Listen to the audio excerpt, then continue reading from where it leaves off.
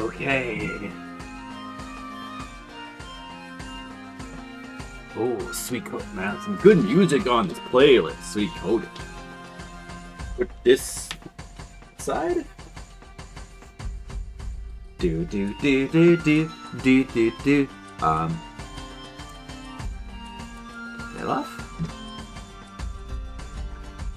I suppose I need some tape. Where's my tape? Begin stream art. Art stream has begun. Art. Beginning the art now. Of course, I'm fully prepared with my dessert of peanut butter toast. The peanut butter toast is prepared, and I have my Coke here. I have my Coke. I have not applied rum to it. You know, I'm a little bit scared. I'm a little bit scared of the rum after what happened last night. I'm wondering if maybe this Admiral Nelson got something happened to it, like it mutated after last night. What happened? I mean, should we the Admiral Nelson here? There's like only a little bit left, but like, did it mutate? Is this Admiral Nelson? Hold on, let me just check the expiration date. 1904. Wait a second. I'm just kidding.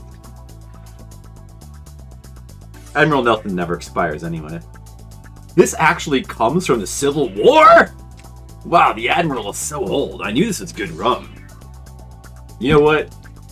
I'm sure what happened last night was a fluke, and I'm sure this Admiral Nelson is fine. Skittles, how's it going? I saw you in Macaw's stream just a little bit ago. I definitely wanted to catch the beginning. Oh, this is probably too loud. Sorry. Let's cut that by about 60%. You know what? Let's just do the Admiral Nelson. Let's just do it. Just don't go crazy. Just don't go crazy with the Admiral Nelson. All right, just a, I don't know. It's like a shot glass worth of Admiral Nelson. A little bit. Let's try it. Whoa! Oh my god, I'm drunk! Just kidding. I'm still sober. Or am I? To be continued. Admiral Smell Son. Oh, you told him, Skittles. Wow. Yeah, I'm glad I caught the beginning of the Macaw stream tonight. Big stream on the Macaw channel. They just got back from being banned, and he's having some fun explaining his ban. Showing clips from Peter Greenaway movies. I keep wanting to say like Greengrass. I think that's a different director. All right. By the way, my mic was working, right? Just checking. Skittles mic check. Okay, Skittles. Now it's your time to pretend like you can't hear me.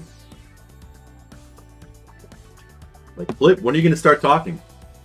It's weird. I don't hear anything. You know you want to, Skittles. You know you want to do that.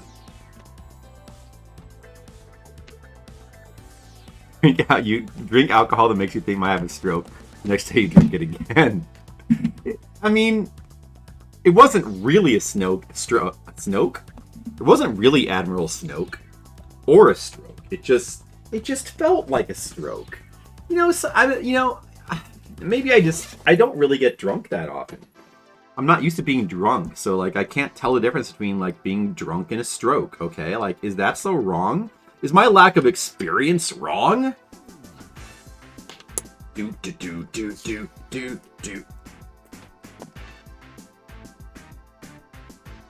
What if, I mean, like, I don't know. What if I was having a stroke, though? Like, it's possible. I did have, like, an episode of seizures when I was, like, in my, what was it? Like, it would have been, like, 25 years ago? Well, I'm sure I've talked about the fact that I got brain surgery when I was, like, I think it would have been, like, 1998. because I had like a brain abscess, and they had to operate on my brain. I think I brought that up.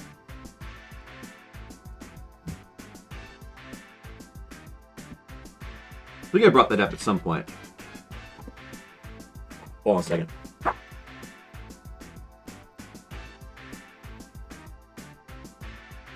Alright, so here's the page. Alright, I got 2 pages I'm going to work on. One is pre-penciled. I'm going to put that over here for now. I'm going to come back and ink that in a second. Then you mention it? Yeah. So what happened was... they probably didn't mention a lot of details about it, though. But maybe I should wait until like somebody's here besides Skittles to talk about such a personal account. Be ashamed to only waste it on Skittles. I'm just kidding, Skittles. I do have a well, I'll just tell you. I'll give you the wait till important people arrive. Skittles is the most important. Skittles, you're the most important person. You and Mr. Leo, because you know you're subscriber 1A and B. I mean, that's not like me being preferential. That's just numbers. That's just math.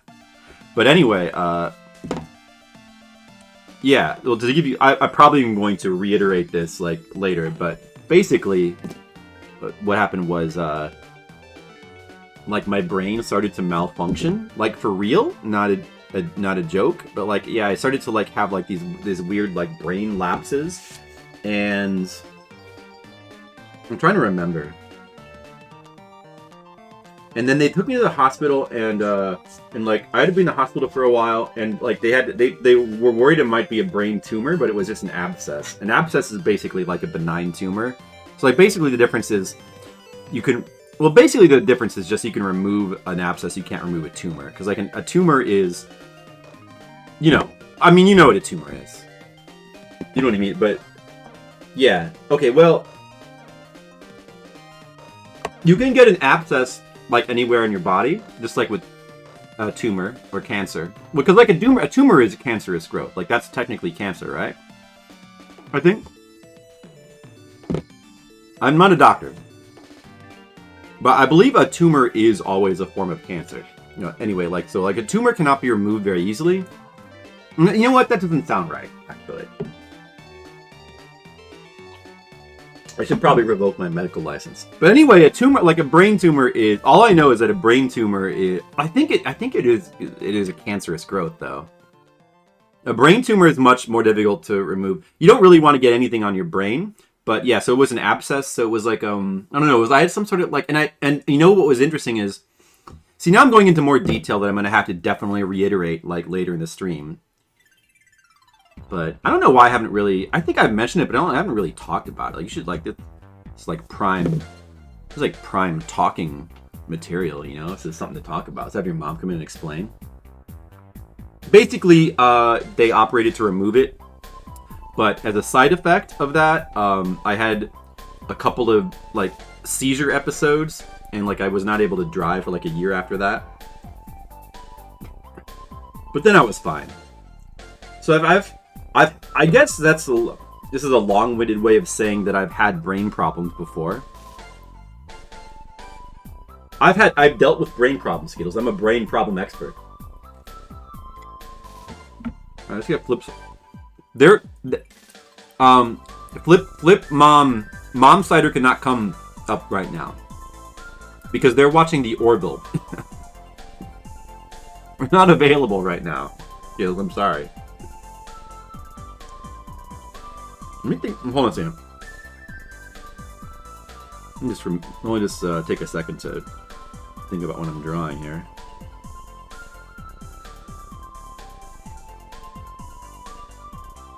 Yeah, my brain does get brought up in a variety of contexts. I don't think I've talked about. I think I've mentioned it before, but I don't think I've talked about it in detail. It's probably the type of thing that, like, some people would, like, feel squeamish about or embarrassed to talk about. But why? Just because, like, I had a brain operation, they had to go in and operate on my brain. What's to be embarrassed about, right, Skittles? Yeah, I mean, it works. My brain seems to work good. My brain worked good. It seemed to work good. Seemed no problems. Seems all good here, Flipsider. I detect no problems with your brain. Yes, me brain do work good. Thank you. Brain good.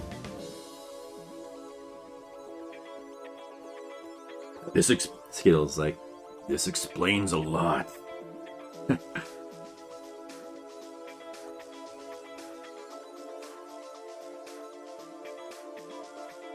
Awkward silence. Oh, they go down? Dude, come on. I was in the middle of, like, clever joke. Oh, well. Starting this. You know what? Just for that, I'm starting the song over. Take that, OBS.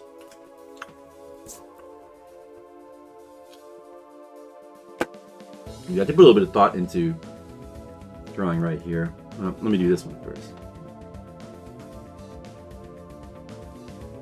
Anyway, yeah, so it was pretty scary though, like having, like, I was having, like when I had the abscess and I had to go in, like, I was like having trouble thinking, and like I couldn't get out of bed because like my brain wasn't working, like, for real. Like I was having trouble like doing things. I'm like, couldn't, you know. So yeah, it was pretty. I guess it was pretty scary.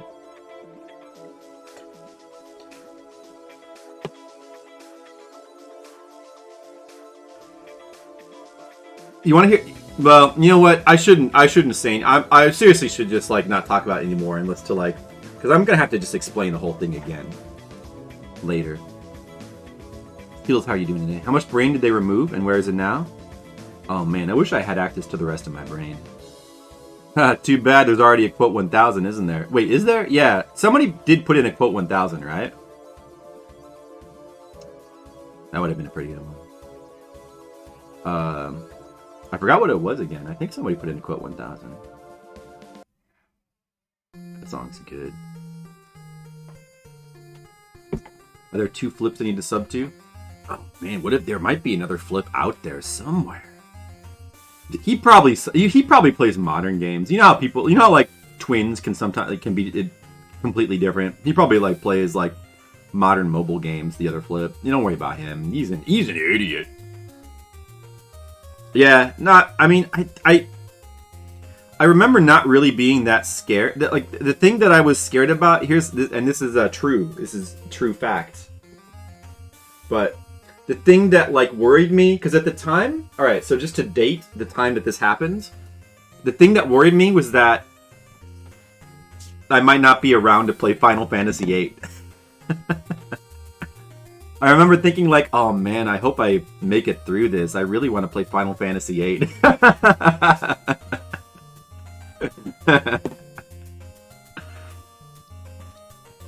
It's actually true. So now you know you can like date when that happened. And you know what? I'm glad I did survive to play Final Fantasy VIII because it's a good game. I don't care what anybody says. Final Fantasy VIII is good. I'm glad I really was into. I loved Final Fantasy VII. Man, now look at me.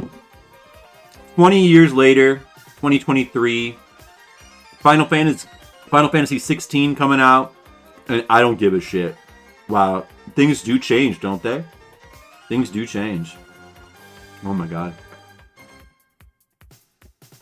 And, by the way, Final Fantasy 16, twice as much as 8. So after doubling the Final Fantasy, that's when it was too much. Although I don't know. Yeah, I haven't really been super excited for a Final Fantasy since like maybe 10. I mean, I was really intrigued by 12 and 13 at the time. I remember 13 had like really good promotional stuff. But like everybody kind of considered it like a bit of a letdown. I liked it, but yeah, also there's some things about it. Yeah. Oh, now let's talk about Final Fantasy. Sure, Flip. Oh, Flipside is talking about Final Fantasy again. It must be a Wednesday. It must be just another day. Stop talking about Final Fantasy. There's other things in life. Back in the hospital, like thinking about wanting to play Final Fantasy VIII. I still remember how like the music in the demo was changed in the final released game, and kind of playing it, being like, huh, they changed this music. I like the old song, but the new one's good too. Weird. Yeah, I liked 12, but I liked it, but the the soundtrack was like a big disappointment to me.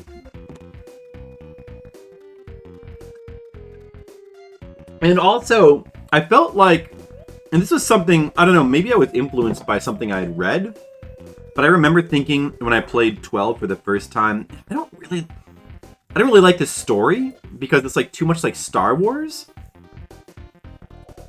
I don't know if it's necessarily that much like Star Wars or like more so. I don't know, but at the time I just felt like it was too much like Star Wars. Like, oh, they're just trying to copy Star Wars. I don't know if that really makes sense, but that's what I felt at the time when I was playing 12. I liked it though, because I liked the whole battle system. I liked the AI shit that they did. And now look at us now. Like, now we have AI doing everything. Final Fantasy 12 was ahead of the curve.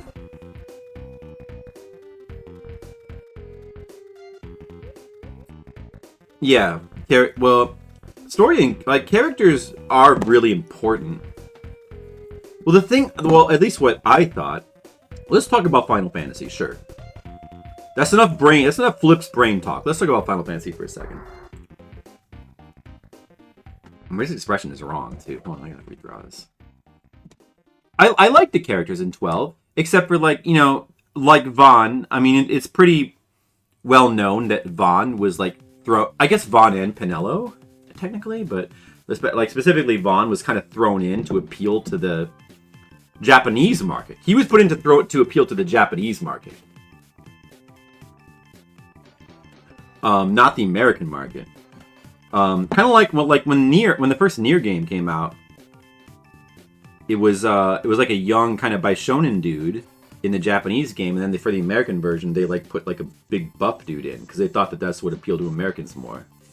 But with Final Fantasy 12, like they were mainly concerned about the Japanese market, so they threw Vaughn in because they thought because originally Bosch was going to be the main character, and they thought that wouldn't appeal to Japanese gamers. So that's like the right. That's true. But I guess at that time they were more concerned with the Japanese market. Whereas like these days, all they care about is the American market. Like everything is like much more geared to the American market. But now you're in the bathroom now, so I'm talking to myself. Okay, now it's time for me to just sit here and draw. Oh, or maybe have a little drink. And... Am I getting drunk yet? Okay.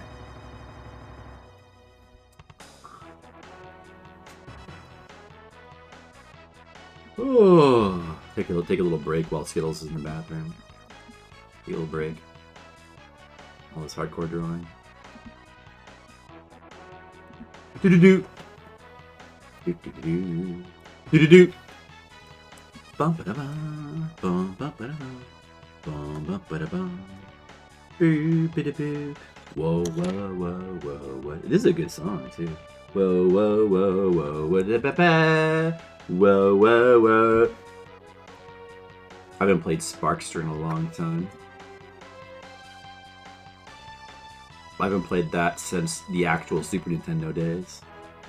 Well, it's just basically the port of Rocket Knight Adventures. I also haven't played Rocket Knight Adventures beyond like the first 2 levels, so.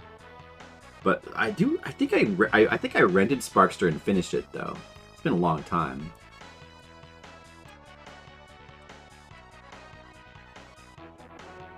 I kind of well, I guess I'm talking to myself right now. Maybe I should hold that thought. I was gonna say that at the time I remember Sparkster was considered like a bad port of Rocket Knight Adventure.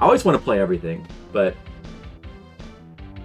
there's so much stuff that I've been like wanting to play. Like my plan was to play Switch games and to like do more Nintendo, but then playing Umihara Kawase Shun last night like reminded me, oh dude, I want to play more Umihara Kawase. So I want to play more Umihara Kawase, but also I was playing when I was over at the nephew at the sister's house with the nephew, like hanging out with the nephew, babysitting. I was playing Super Punch Out. And then that made me, and that combined with like Macaw's like recent Punch Out run, made me like suddenly feel like I really want to stream Super Punch Out. I like streamed tons of normal Punch Out because we like spent like 30 hours trying to like determination. Like we did a determination week of streams of just trying to beat Punch Out, and I finally did beat NES Punch Out for the first time. But I've never. Well, I mean, I've beaten Super Punch Out was like the main one that I have beaten, but I never played Super Punch Out on stream. So, and I also want to play like Sonic Blastman is one I want to play at some point, and it will be a good one to play because like it's a beat 'em up and it can be played through quickly. So we should play through Sonic Blastman. Like, we should. It would be a really good candidate for, like, a game to play. There's a bunch of Super Nintendo games. Oh, here's another one. F-Zero. Like, it's funny how the music, like, reminds me which games I want to play. I haven't streamed F-Zero either. There are so many Super Nintendo games I want to stream. There's so many games. There's so many game skills. There are so many video games. Like, I want to stream them all. Like, maybe, like, tomorrow I could just like spend 24 hours just streaming Super Nintendo games. It still wouldn't be enough. I should do what you and Leo let you and Leo make my decisions for me. Oh, I should do what you do and have Leo make my. What do you think? Well, I mean, Leo already had me play Odo Odyssey on PS1, and that was good, so maybe you're right. I need to finish that game, too, but... alright, this looks good. Alright, the drawing is done. Let's move on to... Let's push this up. And move on to the middle and bottom panels. Alright, what am I... Oh yeah, this is the flashback. Oh, wait, actually I need to see that panel so I can reference it. Hold on. Right about there.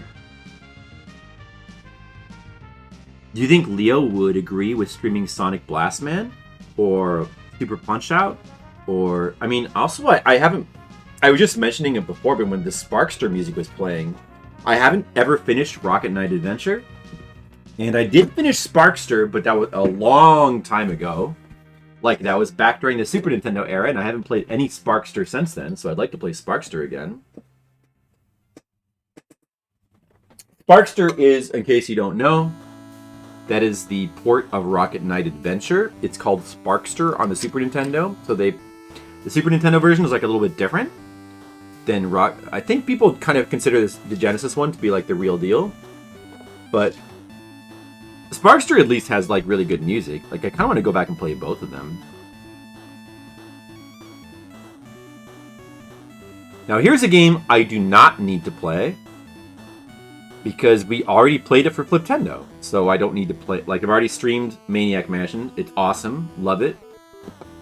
But you know, I got too many things to play. Metroid McFly has been back on Twitch, and he was streaming like he was like playing Maniac Mansion for the first time, and those are some. That was a good stream. Mr. Metroid McFly. Ooh, sorry, yawn. All right. By the way, I've consumed my entire rum and coke now. I don't think I'm drunk yet. But the night is still young. I don't know. The alcohol might be working in my brain right now. I don't know what's going to happen. I don't know what's going to happen, Skittles. I do feel something. I feel something in my brain right now. I feel like a twitchiness. I feel like a twitchiness in my brain. There's like something going on in my brain. But I don't think it's... I think it's just like what normally happens I did also just drink a bunch of caffeine, so it could be that. It might just be that. Do do do do do do do do do do do do do. But yeah, oh man, I really want to play Super Punch Out. I want to stream. I want to do like a full stream of Super Punch Out, like just full playthrough of it. Super Punch Out is so good. I kind of really want to do that. And then the other thing I really want to do, which I've talked about numerous times, is play the CDI Zeldas. So the reason why I bring that up is because today I was messing around with RetroArch, which has a couple of CDI cores, and I was messing around with them trying to get them to work. And they did not work. But I think I need to, I don't know, like do a tech support stream or something. Because I think that I should be able to get them to work. Like, by all accounts, it seems like the CDI cores in RetroArch should work, and they should make CDI... Apparently, they should make CDI streaming, like, much more painless than it used to be. According to some certain Reddit posts. So, I mean, I was able to locate the BIOS. The one problem I was having is I didn't have the BIOS, and I got those, but it's... The weird thing is it just doesn't, like... When I go to, like, load the game, it doesn't... The emulators just, like, aren't there. I don't really understand why. So, I don't know. I need to, like, maybe do, like, a tech support stream on that. But I do really want to... Like, I really want to play... Like, I, like, legitimately want to play the CDI Zeldas. Like, partially because it would just be really fun stream content. Because they're just, like, they're infamous games. And they're kind of bad. Like, they're known for being bad, and I'm sure they are pretty bad. But they're also, like, they're also kind of genuinely intriguing looking.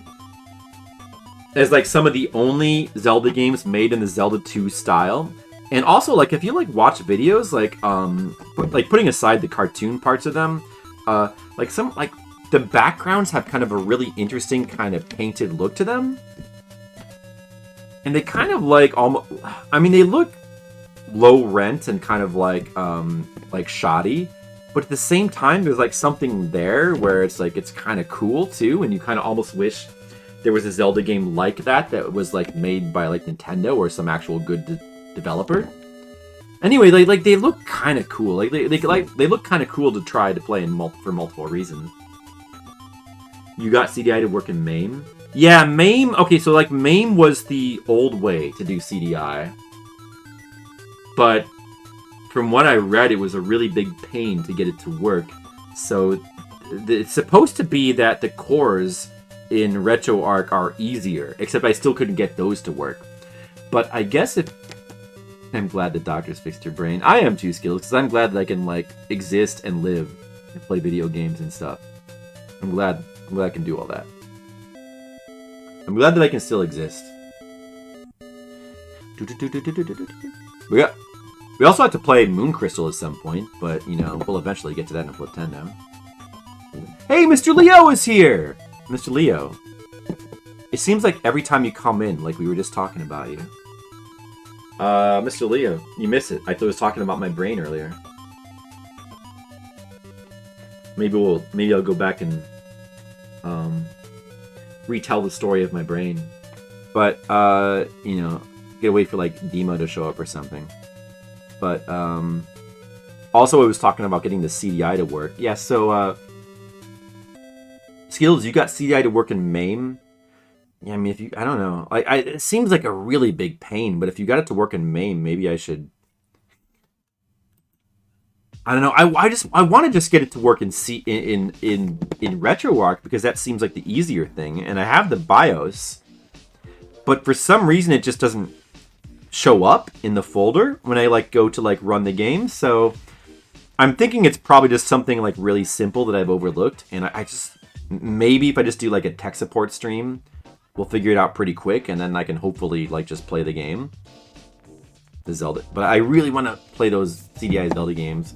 And we could also just do the supposed remastered versions that are out there, but if I can play the original version, I think that would be better. How are you doing today, Mr. Leo? Hope your brain is all sobered up. It was, but I just drank a full rum and coke with Admiral Nelson in it, Mr. Leo. It was sobered up. It's not now, but it was. I decided to brave Admiral Nelson again, Mr. Leo. I braved him. I made myself another, I don't know if this Admiral Nelson has mutated, but I made myself another rum and coke, and I drank it, and so far, I don't feel weird like last night. I do feel a little bit Nelson. I don't have a full Nelson right now. I've got a half Nelson. I've got a quarter Nelson. I don't have a full Nelson yet. Last night I had a full Nelson come on, but we're only at quarter Nelson status right now. Yeah, they took out chunks of my brain. No, not really. Well, I had a brain abscess in my brain. It's not the tumor. It was a brain abscess.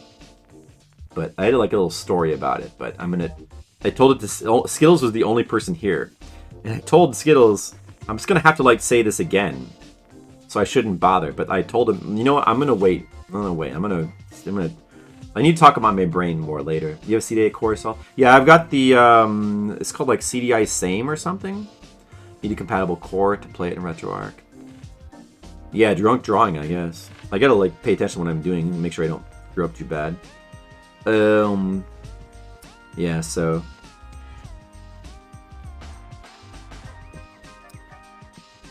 I don't feel drunk yet, though. I do feel slight twitches in my brain from either the alcohol or caffeine. I don't know, because unfortunately I drank a caffeinated Coke Zero because we're all out of decaf Coke Zero, but it should be fine. I need the energy to draw. Maybe the caffeine is fighting with the alcohol right now.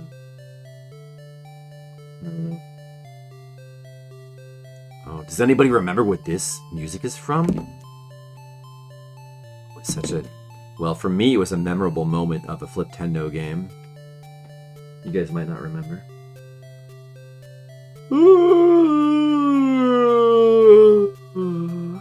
Typical Flip player yawn.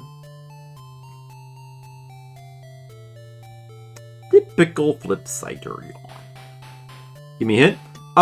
It was a game it was a Fliptendo game that I spent 60 hours on. 60 hours. I think there's only one game we spent that long on in Fliptendo. Does that help? And by the way, for music to listen to while you try to think through a difficult problem, that's what this is music to in that game. That's right, Megami Tensei. Yes, this is the music that plays. In the one. Late in the game, there's a fire dungeon, and you find the actual prince, the Megami. You find the goddess. So the goddess is imprisoned in a statue or something like that. You find her, and you have to do this. You have to do this puzzle. The game gives you this kind of logic puzzle, and you've got to select the correct answers. And if you select the wrong answers, you get ejected back to the save spot, and you lose a ton of progress. Or no. You soft lock. You soft lock on getting the good ending, I think. Okay, so you have one chance to put the correct answers in to actually save the Megami from the thing. And if you get the answers wrong, you soft lock, so then you have to restart the game from your save. And you've got to play back to this statue, which takes a while. So getting it wrong. So essentially, it's a puzzle where if you get it wrong, it's a severe punishment if you get it wrong. And this music is this music only plays in that scene, but it's very to me, it's very memorable. Well, I actually really it's obviously to most people considered to be bullshit, but I actually really liked there was kind of a logic to it, and once we kind of figured it out, it did require trial and error, which is kind of BS, but at the same time, it was with this music and the high pressure situation, it was just kind of like an amazing video game moment, and I really liked it.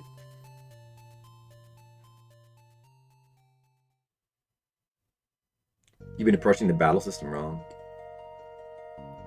Constantly fusing your personas to get new, stronger ones. That is correct. That's exactly what you're supposed to do in like any Megami Tensei game. Yes. You would think of it more like Pokemon and building up existing ones. Yeah, but you can do that. Like the later Persona games try to cater to that a little bit more, because in the later Persona games you can actually like level up personas. I think in like the later SMT games you can level up your demons as well. You might have been able to do that since Nocturne. I can't quite recall. Yeah, I think in Shin Megami Tensei Nocturne, which is 3, I think it might have been new for that game, but you can level up the demons. Before that, like in the earlier Megami Tensei games, you couldn't actually level the demons. It was a new addition to try to like accommodate people that wanted to like stick with their favorite demons longer, right? But the way that you're originally supposed to play the games is you're supposed to like get demons, fuse them to make stronger demons, and you just keep doing that over and over again. Yeah. And then like, get new demons and fuse them with other demons. Yeah. You're constantly going through like fusing more and more demons to get better demons. That's the and that still is like kind of the proper way to play like all of those games. Like if you want to be efficient and be at your strongest, that's what you want to be doing. And especially which Persona 4 are you playing? Are you playing because in the original one, I'm not sure how they changed it in the newer versions. But in the original one, there's probably stricter rules for carrying over spells and such. But the more modern SMT games are much more lenient and kind of let you like carry over whatever spells you want. So you can like carry over like all the good spells that you want to like keep in your party, and that way you can like keep building up stronger and stronger party with like all the best spells and like incorporating like new and better spells, right? Golden. Yeah. I'm not sure offhand the differences, but I feel like Golden might have... Oh, a Shuffle Time. That's right, Shuffle Time. Oh, that was in Persona 4 as well. I remember that being like a thing in Persona 3, and then... I forgot about that because that's not in Persona 5. I don't think they have Shuffle Time in Persona 5. But that was that was a cool mechanic. Considering that like the personas were in the form of like cards in 3 and 4. Right, Shuffle Time. Right.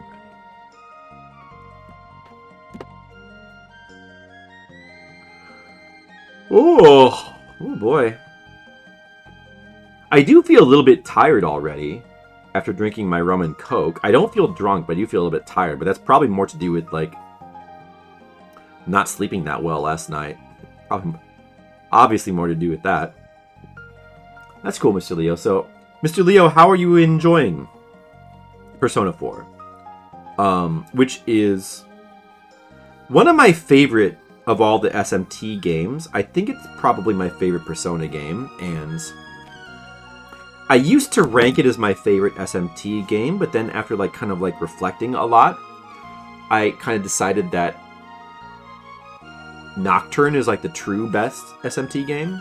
It's like really close though to me, like between 4 and Nocturne. Very, very close. But like, how do you feel about that, Mr. Leo? Liking it a lot?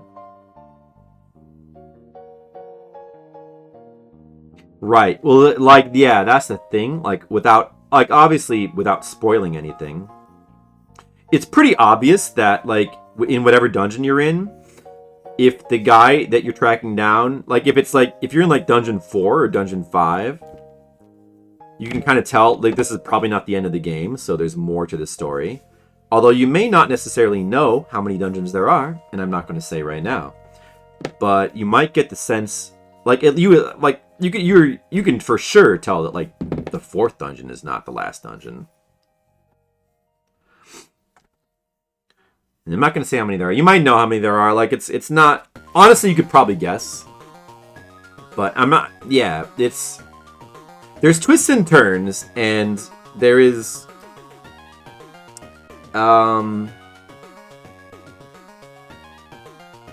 I'll just say there's twists and turns as far as the dungeon goes.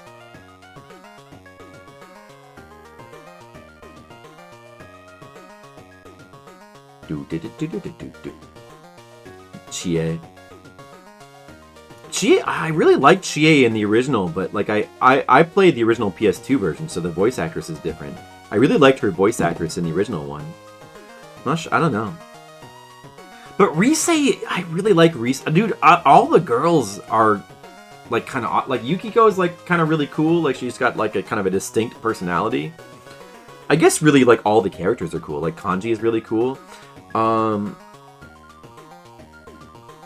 What is the dude's name? Begins with Y. Like Yosuke. Yosuke, I think.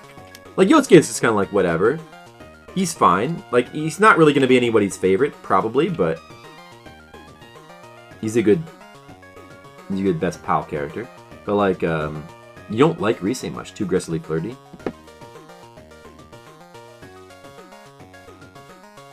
I really liked with Rise. I really liked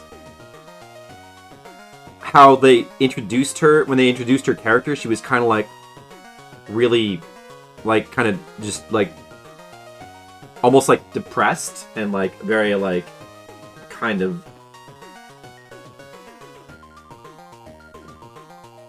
like she was just like very like you know, her personality was just kind of like dour. But then like once she kind of like gets back into the swing of, she decides to get back in the swing of being like an idol, she like gets all idly again. But like she's still kind of like, it's kind of an act, but it's like, I don't know. I liked her character. I like her character design is really good too, and she fulfills the role of what's her name from Persona 3? Green haired girl, forget. Marie don't like. Oh, Marie is a new. Oh, that's a new character in Persona the Golden. I'm not really that familiar with Marie, but she's a new character in the Golden.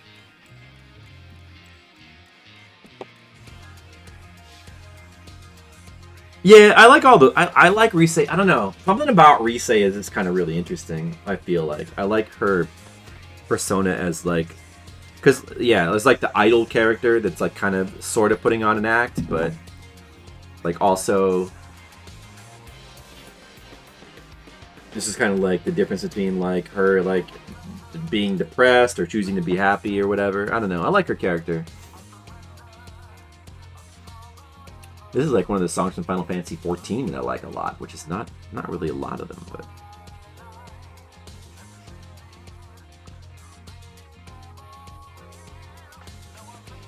Oh, but yeah, I really like the cast from Persona 4. In general, I like it a lot. Yeah, it's the best cast, I think it's the best cast, although the cast from Persona 2 Innocent Sin is also extremely good. It's only 5 characters, like 5 core characters. Well, I guess it's 6 core characters, because one gets replaced sort of at one point. But Persona 2, and then the second Persona 2 game, Eternal Punishment, has an interesting cast. Like, it's also like a cool cast in its own right. Because like the first Persona 2 game, Innocent Sin, is like they're like high school kids, and then the second Persona 2 game, because there's 2 Persona 2 games. Like one is a direct sequel. It's kind of like a Final Fantasy X2 situation. But like the cast of the second one is like all adult characters, including like a cop and like a reporter girl. So it's kind of really interesting, but like what? Yeah, but like the main girl who's like the reporter girl is a high school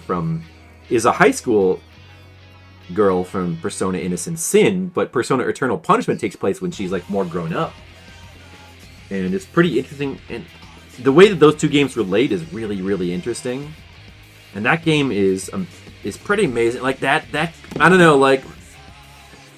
Maybe that game actually has the best cast and best story. But then again, Persona 4 is so good that it's a tough call. It's a really tough call. I like Persona 3 and 5 as well. I really like Persona 1. Persona 1 is weird because it has the botched local. It has the the fucked up localization where like Americanize the characters and change the graphics and like change their names and try to make them like appeal more to Americaners. And like one of the characters got like turned black, which is pretty hilarious. Like Mark. In the Japanese version, he was like an artist dude who like wears a hat and he's like looks like a. He looks like this. What does he look like? I don't even know how to describe it, but he just looks like a weird dude. Like a weird artist dude, I guess. Yeah, I watched the beginning of that too. I had to watch the beginning of that, Mr. Leo. I know. That was hilarious. It was hilarious and amazing. His PowerPoint presentation. If I ever get banned, I can only hope that I can do something that cool. But I'll never be cool enough to get banned. Oh. That was pretty good. I love all the Persona games, including 1. I've said many times. Like, I've streamed Persona 5. I don't know if I'll ever stream Persona 4 or 3, because they're pretty similar to 5. I love 4 and 3. Like, they're both really great games. But I wouldn't mind playing through them again. But it's really common content. I feel like I want to stream Persona 1 and 2, because like those games don't get enough love. Especially 1. I do want to stream those at some point.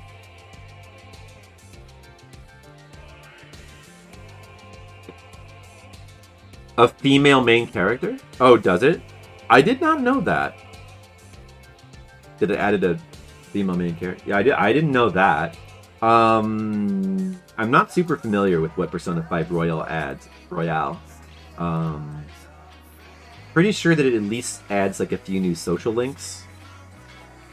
But I don't know exactly what the new content is. Yeah. A new girl up front. That is, I think that just might be a new social link. I don't know if it's like a new girl character you can play, but I don't really know. I don't remember.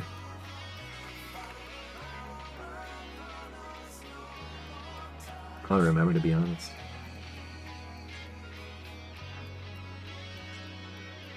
Oh, do.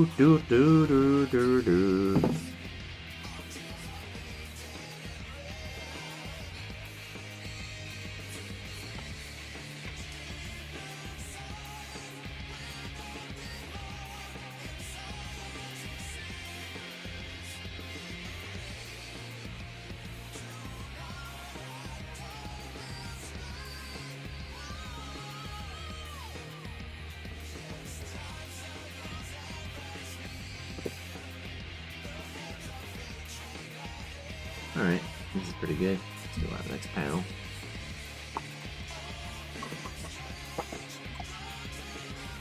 Hey, thanks! Thanks, Mr. Leo. Oh, no, Mr. Leo, are you trying to get me banned? Don't draw attention to what I'm drawing. All these characters are clothed.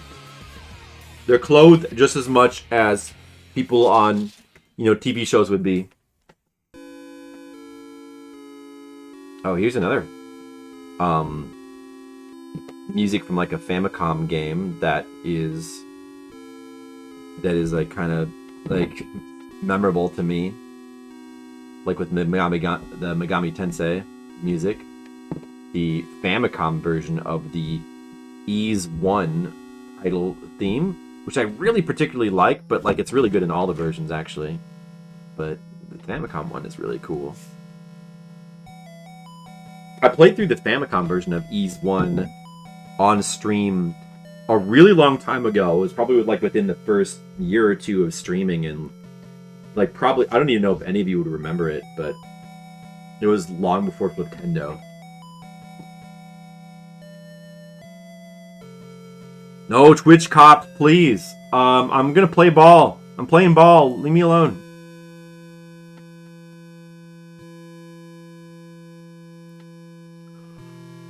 Oh! Dude, what else were we talking about besides my brain?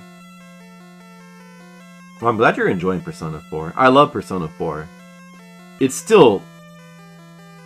I don't know, like, Persona 1 is kind of like a personal favorite, but Persona 4 is, like, still up there. It's, like, one of my favorite RPGs, for sure. It's just amazing. It's amazing. It's an amazing game. And you're amazing, Mr. Leo. You're amazing. Yeah, so, I was talking about also how I need to get CDI working. I really want to play CDI Zelda. There's a bunch of games, like, I want to play. Like, I want to play Super Punch-Out on stream again. I really want to do that. I want to go back to it's time to go back to Umihara Kawase Shun. Especially after playing that again last night. Like, it made me really want to... I really want to go back and at least finish... that one level 42 on my map. I think I can do that, and I want to do that. I want to put some time back into that too. But dude, we also got to play Switch games and Fliptendo and CDI Zelda. When are we gonna have time for all this, Mr. Lee? Dude, what are we gonna do? What are we gonna do, Mr. Leo? There's so many games I want to play through MAME. But I was reading on Reddit, okay, and they, like, MAME was the old way. Well, Skittles just said that that's how he did it. But it used to be like that's how you had to do CDI, was through MAME. But it was like it was a huge pain. Like, they were saying it was a huge hassle getting it to work through MAME. And the cores in RetroArch are supposed to be a much easier way to play CDI. So that's why I've been wanting to do it through RetroArch. However, I still am not able to get it to work in RetroArch either, is the problem. Well, I don't know, like, I got the cores, I found the BIOS, I got the games, but just for some reason, when I go to run the games, like, the emulator doesn't appear. So I don't know why. But I don't know, I feel like it's gotta be something simple, though. I feel like it's probably something simple, and if I just do, like, a little tech support stream, we could probably figure it out or something. Well, I want to do it however is the easiest. But, like, trying to get it to work in MAME is really complicated. I mean, Skittles got it to work. But... And I could, like, Skittles could just give me step-by-step directions if he wants to, but... But, like, maybe we could just, like, try to get the... We could just try again with the... With the RetroArch, you know? I don't know. I don't know. It's weird. It's weird, because I'm picky with the disk image. I don't know. Like, the emulator just doesn't... When I go to, like... I can load the emulator. I can load it as a core. But then when I go to load the content, it asks me what emulator to use. It asks me what core to use, because it always does that in RetroArch. Even if you preload the core, you have to load it again for some reason. I don't understand why, but that's just how it works. And then when it gets me to that, when it puts me on that list again, it then does not show up. But it does show up in RetroArch, like, under a list of cores. I mean, I downloaded it from RetroArch. It's one of two. I downloaded both of the CDI cores, and neither of them show up. I thought it was because I didn't have the BIOS, but that doesn't seem to be why. I don't know. Yeah, I tried both the bin and Q file as well.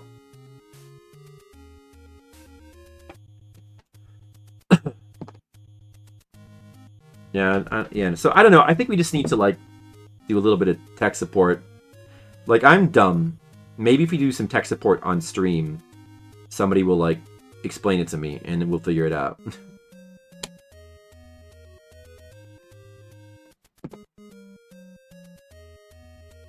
Yeah, BIOS. Okay. They're BIOS by itself? I could try that. Could try that. Well, that seems like a good idea.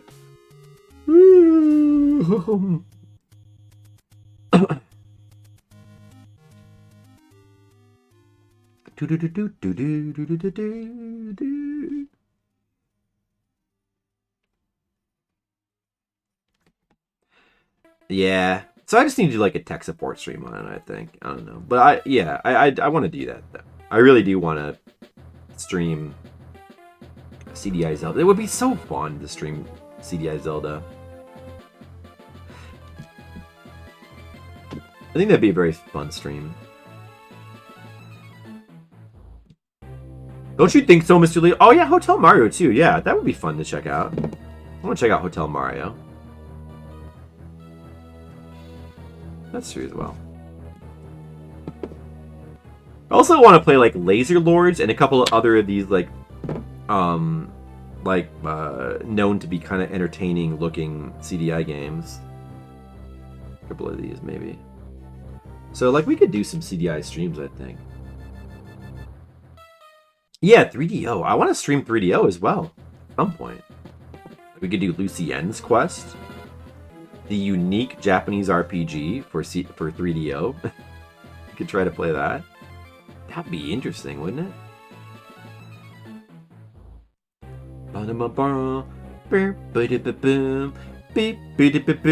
Who knows what this song is from? Don't look at the Nightbot. Guys, who knows what this song is from?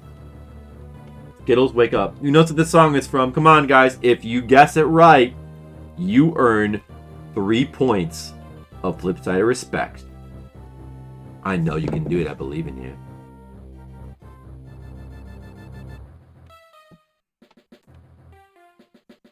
It sounds familiar, does it? Come on. You guys know you recognize this.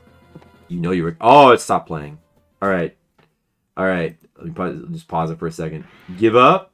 Anybody give up? Give you a hint? Wait, can I go back? Oh shoot, the back button doesn't work on Nightbot. No, I can't go back. If you still remember, it's a Nintendo developed game. Does that help? Does it remind you of anything? Does it sound familiar? I'm assuming that you probably played it.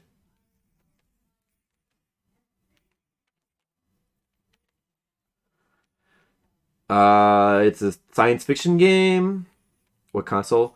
It is on Game Boy Advance.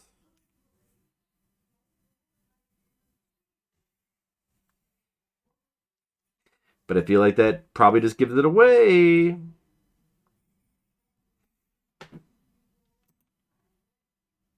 No? Don't know. It is from Metroid Fusion. That song was the entrance, the opening area song from Metroid Fusion. That's okay.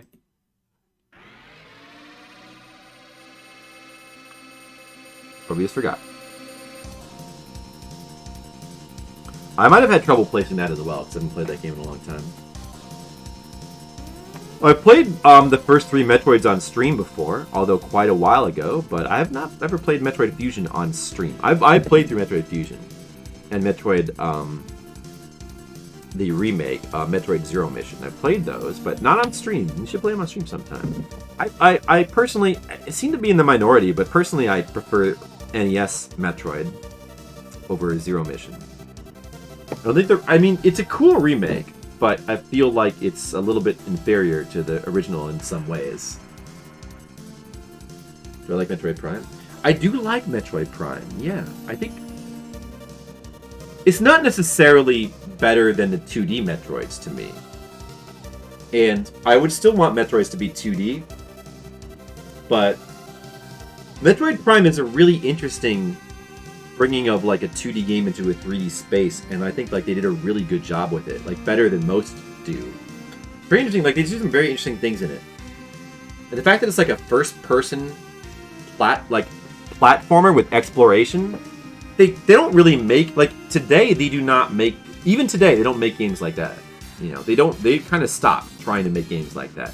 But Metroid Prime does a lot of interesting things to allow that sort of game, like a platformer in a 3D space, first person, to work. That does like a lot of interesting stuff. Like like when you jump, tilting the camera down subtly, and it's like the way it's designed with like putting like more emphasis on the ball rolling around. Dude, Metroid Prime is a cool game, and like the scanner. It was a cool choice to like put more. Dude, Space Kitty Face, how's it going?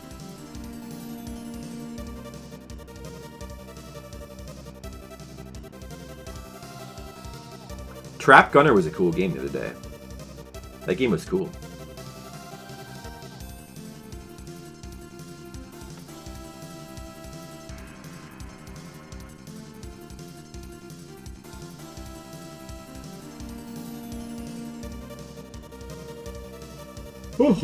I do. Man, that final boss was really tough. But I'd like to go back and try it again. I'd like to beat that dude. That dude was an ass. But I want to beat him. Kind of sucks. I wouldn't say he sucks. I don't know. I mean, I'd have, unless he's just like not beatable without using some sort of like bullshit. But like I don't know. It just seems hard. Well, it's kind of funny that it seems that hard. I was playing on the easy mode as well. It's kind of funny that it's that hard even on the easy mode. But I don't know. It's kind of like it's kind of cool. It's kind of a cool. Like I like that it's challenging as a final boss fight though.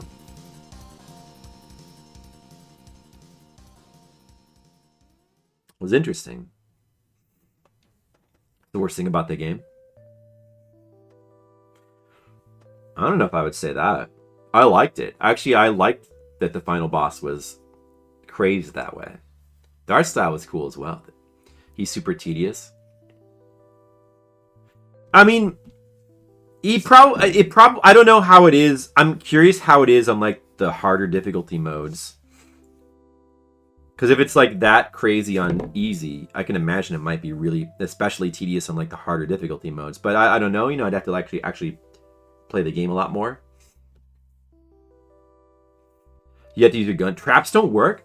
Oh, so I was thinking that if I got that one explosion thing and put it next to him, and you can just shoot it to make it explode, right? That doesn't work? Like even the trap that you can like shoot and it explodes? You can't just put that next to him and then like shoot it and then have it that I was thinking that would damage him. But also you can also go to the corner and get a bit. The thing that you launched, does that do anything? There's like the bit or the unit. Sorry, the unit. The unit doesn't do anything either. Because you can like you can get to the top right corner of the map and you can find a unit. It seems like you're meant to go forget that. You're not sure? Because if that didn't do anything, that would seem really strange. The fact that that's kind of like semi-hidden, and you can go get it, and then like it does nothing to the boss would be really odd. Then I might like if all that's like maybe you just don't know. Like if all that's the case, then I might agree with you, but.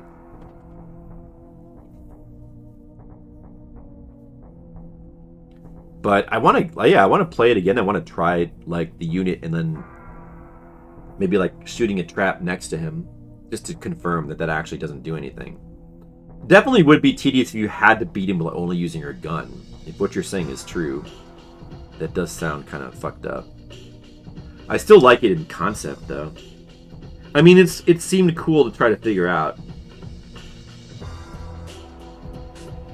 It seemed like a cool little puzzle. Like, it seemed like a cool puzzle final boss. But it was kind of crazy for it to be that hard on the easy mode. And I wonder how different it is on the harder modes.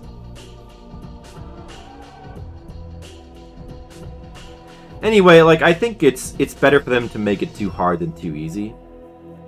It makes it more interesting. So, I want to play it. I want to play it some more. It was a cool game. It was a really cool game, honestly. It is Venice, yeah. This is a flashback.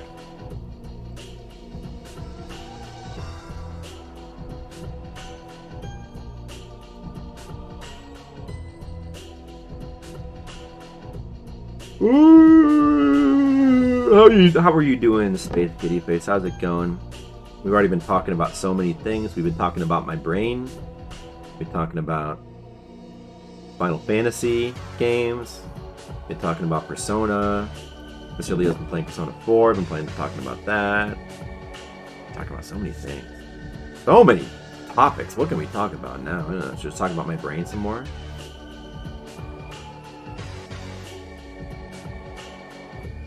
Venice is best. Oh, Mr. Belucci. But yes.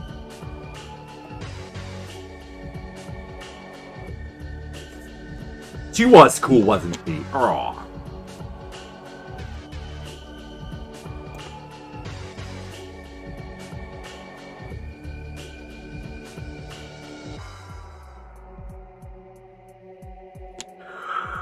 Oh, hope that you're doing alright, Space Kitty Face, on this Wednesday. Okay, yeah, so...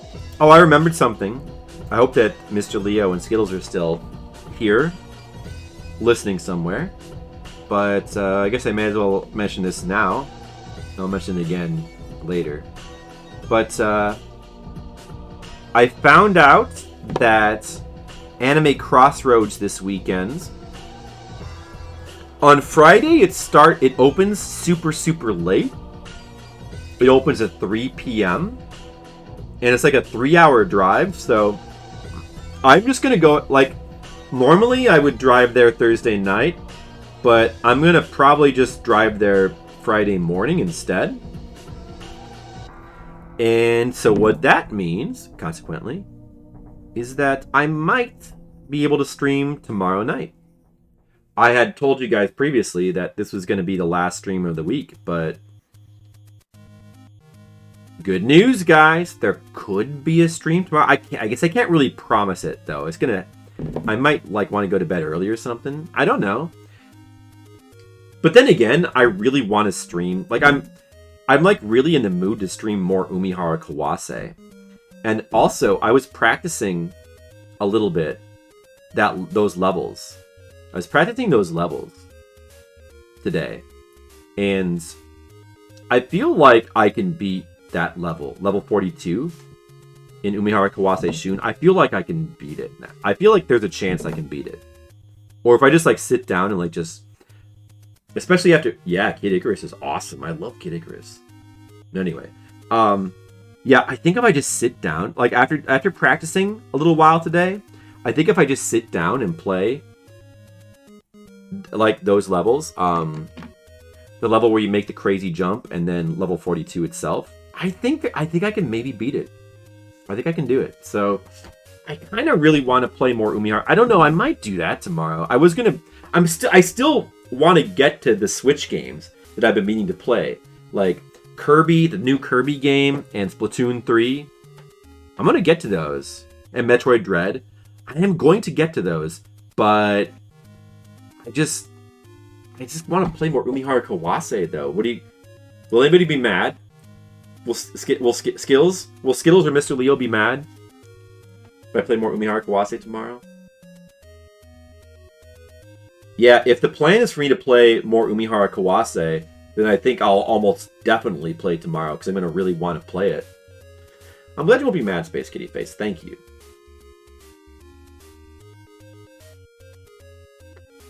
I probably will do that. I think.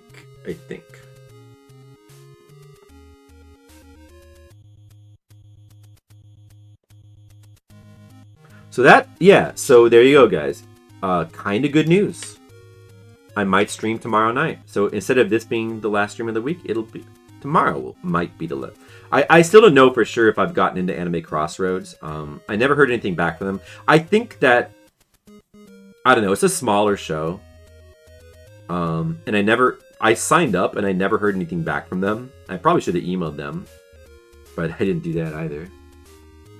But yeah, no, I never get. I think I didn't get in, but it's not going to stop me from going. Last year, I did Anime Crossroads. It was actually that was the first time I'd ever done it, because it's a smaller show that's in Indiana. So it's pretty close. It's only like a 3.5-hour drive from here. So I've been trying to do more like anime shows that are like closer, like in the Midwest, that I can just like drive to easily. And like that show is one of these shows where you just kind of like go there, or I just went there and I got in like instantly. They were like, "Oh, sure, you want a table? We got tables here. Do you want one?" And they just like kind of just gave me a table. So I'm thinking that if it's the same way this year, it should. I don't think there's. Even if I like this year, I actually signed up. Like last year, I just went there. I missed the signups because I was just going down a list of conventions. Like, oh, Anime Crossroads is 3 hours away in Peoria. I'll go check it out. Only a 3.5 hour drive. It's worth it, and it was worth it because I got in. So, and it was a decent show too. And unlike a lot of shows, the thing that's really annoying though about doing that, where you like go to an anime con and you don't have a table, but you just like kind of go there to hope that you can like get one off the street, which you can do at a lot of shows. But the thing that's annoying is that a lot of times they'll kind of just make you wait a long time, because they're trying to honor the people who signed up for those tables. So like, what they'll do is they'll be like, did they really talk like that? No, they didn't. I love Valis 4, and this song is amazing. The music in the TurboGrafx 16 Valis 4 is even more amazing. Both of these soundtracks are so freaking amazing. But anyway, I've streamed both of them. We should probably stream them again, though. I gotta play all the Valis games, actually. I still have never played, like, Valis 1, 2, and 3. Yeah, so... Anyway, the thing that's annoying about about, like, walking in... Like, if you don't have a table, you just show up at a convention, like, hoping to get a table coming off the street. So that's a thing you can do. A lot of people don't know that with anime conventions. But... It's obvious if you think about it. Like, yeah, so, like... A lot of these shows... A lot of people... There's a lot of no-shows. There's a lot of no-shows. Well, not a lot, but there's usually, like... At least 4 or 5. For, like, any... So, sometimes they have a waiting list. Sometimes they'll call people on their waiting list. But, like, if you just show up... It really makes, it's such a... You know, like, if they have... Because, like, what usually happens is... People don't show up for these shows, and then they just have empty tables. And they don't really... Like, some shows make a big... You know, like, actually, like, have a process, and they have, like, a waiting list, and they call people, and they, like, get people in to fill in those tables. But a lot of shows just don't even think about it. Just, like, whatever. They don't even try to fill those empty tables, right? So if you just show up at an anime con and be like, hey, you guys got any empty tables? A lot of times you will get them.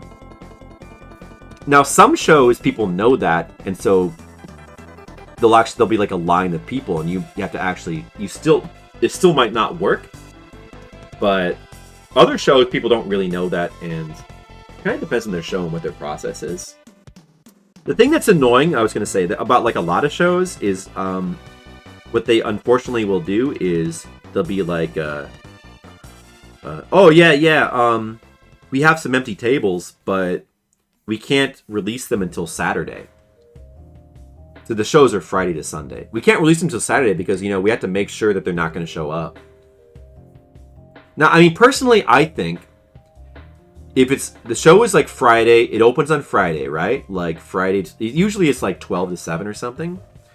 And if they're not there by like 12 or 1 or 2, like you know, and if they call, what they could do is they could call and be like, I'm going to be late. But if they just, like, don't show up and they don't call or anything, just give it, like, that should be, just put like, a little thing in the contract that says you're going to lose your table. You know? It should be in the con's interest to, like, fill those tables. So, I don't know. It seems silly to me, but that is the thing that a lot of cons will do. And then, you know, you get a table, but you only get it for, like, 2 out of the 3 days, so...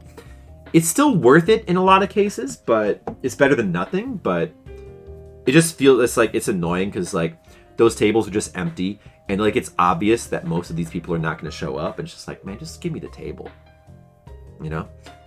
But anyway, but yeah.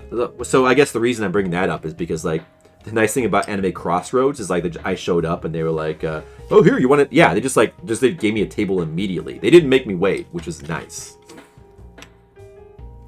I just showed up, be like, you guys got any tables? They're like, yeah. We got some empty tables. You want one? Yeah, I do want one. Hey, really good, thank you. So, yeah, to make a long story short, because of that, I think it's probably pretty. I don't know. Like it's a smaller show. Smaller shows tend to be less well organized, and it's kind of weird that I didn't hear anything back from them at all, because I signed up properly this year, but I heard nothing back. So maybe I have a table already, and I'm gonna go and be like, "Oh yeah, you have a table. You didn't get our email?" Like maybe they misplaced my email or something. But like, even if I didn't get one, I still think I'll probably get one anyway. So. But it's always possible I could come back on Friday or like on Saturday and be like, "Hey guys, I didn't get a table," and then maybe I'll do another stream on Saturday or Sunday. The game is Valis 4. Now here's a game you probably don't know: The Longest Journey. This is a point-and-click adventure game on the PC. It's like one of my favorites. But that game also it doesn't really have that good of a soundtrack. But it has jukebox songs. There's like this jukebox in game that plays really awesome music. The rest of the game's music is like just kind of average, but the jukebox songs in that game were like awesome for some reason. Yeah, this is from Dreamfall. Dreamfall is the sequel. This is the original Longest Journey. Dreamfall is the sequel, and then there's a game called Dreamfall Chapters that was released recently on Steam, which I still have not gotten around. I should really play that. I should really play that because I did like, but I feel like I kind of have to replay through the first and second game though because it's been so long. By the way, I have streamed a little bit of the original Longest Journey. I actually did like a stream. Oh wait a second, shoot. You guys, I've been drawing this bottom panel. It has been on camera for like the last 15 minutes. Sorry about that. Whoops. That was unprofessional streamer. Unprofessional streaming. You're not that big a fan of point and clicks? I really like point and clicks. They're like some of my... When it comes to like specific PC genres that are like different from... I like RTS games. Diablo-likes I don't care for that much, although I like the original Diablo a lot. Although like certain weird Diablo-likes might be interesting. Like RTS games, I like some of the big ones. I'm not a big fan of like more modern FPS games, but classic ones are kind of cool. I love Doom and Quake and Wolfenstein 3D. But yeah, I don't know. Point and click adventures might be my favorite of all of those. There's some point and click adventure games on console too, but it's more of a PC. But yeah, I like them. I don't know if you saw, but I did stream like all the King's Quest games. I did King's Quest Marathon at the beginning of the year, so I do like those.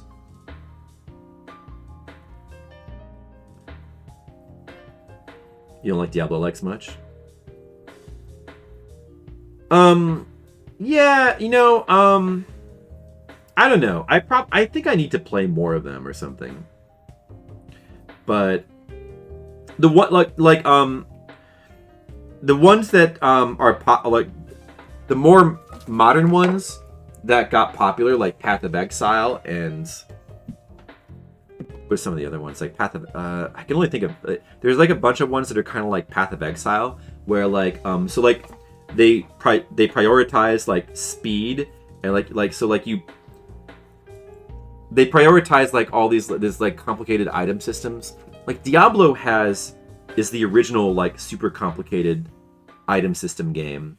Like Diablo 2 got more and more complicated through its iterations, like runes and all kinds of shit in it.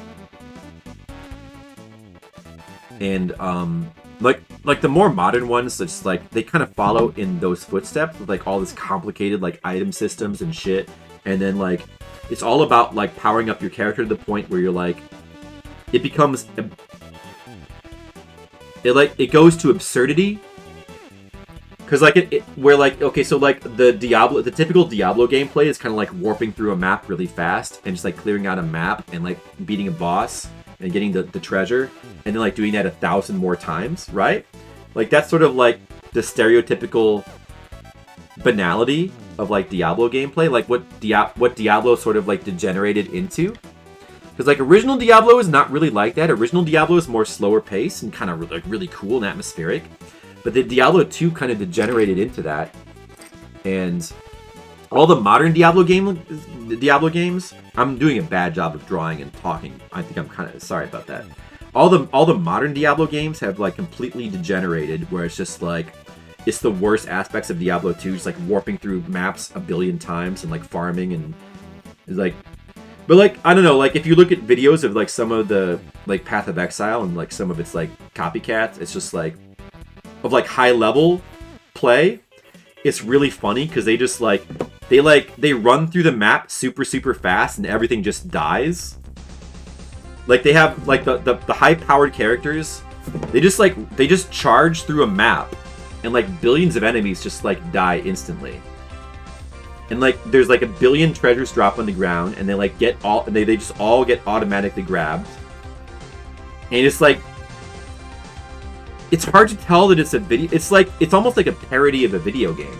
You know what I mean? I don't know. Have you guys?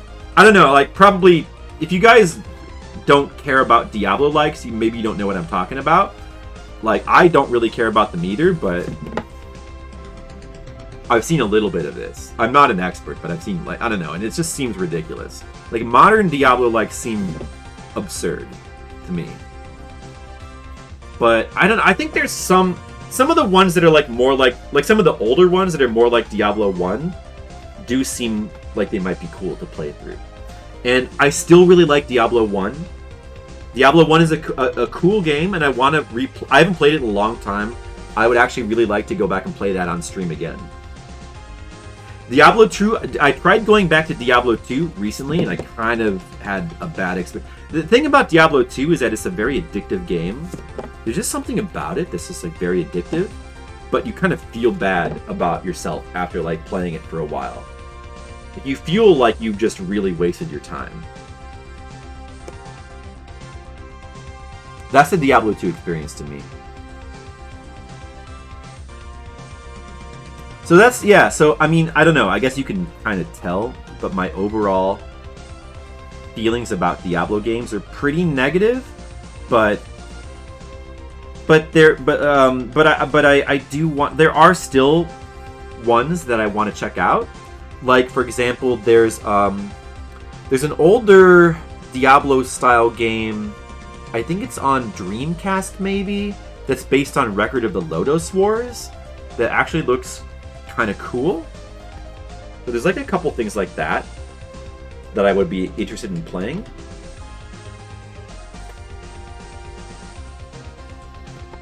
Yeah, I don't know. But yeah, it's definitely not really a genre that I'm a big fan of, for sure. But that could just be because of the direction that those kind of games went in, I suppose. Just kind of went in bad directions. Like, I mean, it doesn't help that, like, to me, Diablo 3 just... Diablo 4 hasn't come out yet, right? Like, that's coming out soon. But by all accounts, it looks...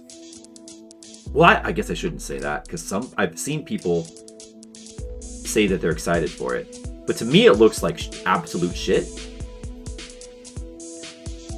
And I've toyed with the idea of, like, trying out Diablo 3, but every time I look at video of Diablo 3, I just think it looks awful. Just the graphical style, I just think it looks like a bad mobile game. There's something really different between Diablo 3 and Diablo 2. Like, Diablo 2 has got some really bad things about it, but it at least is a really cool looking game with its, like, even though it has the kind of weird pre-rendered graphics, I don't know, just something about it kind of has like a lot of charm. But Diablo 3 is like all in 3D. It has none of the charm, and it just, I just feel like the art looks gross. I just feel like it looks bad. And Diablo 4 looks even worse, but I mean, I don't know. I mean, some people, that's just my taste. Some people like it, apparently. I believe I finished this page now. I can start inking. Okay, so I was just talking about Diablo for a while there, and nobody really had anything to say about that, so I'm guessing that you guys also don't give a shit about Diablo. Maybe we should stop talking about Diablo now. I mean, I don't really give a shit about Diablo either, but like I have some things to say about Diablo type games. But I mean, then again, I just don't have that much experience playing them. Like, am I going to play more Diablo games? Probably not, because I have about 1,000. I have about 40,000 games I want to stream, and that's not high on the list. What I really want to stream is Umihara Kawase Shun. I really want to stream next.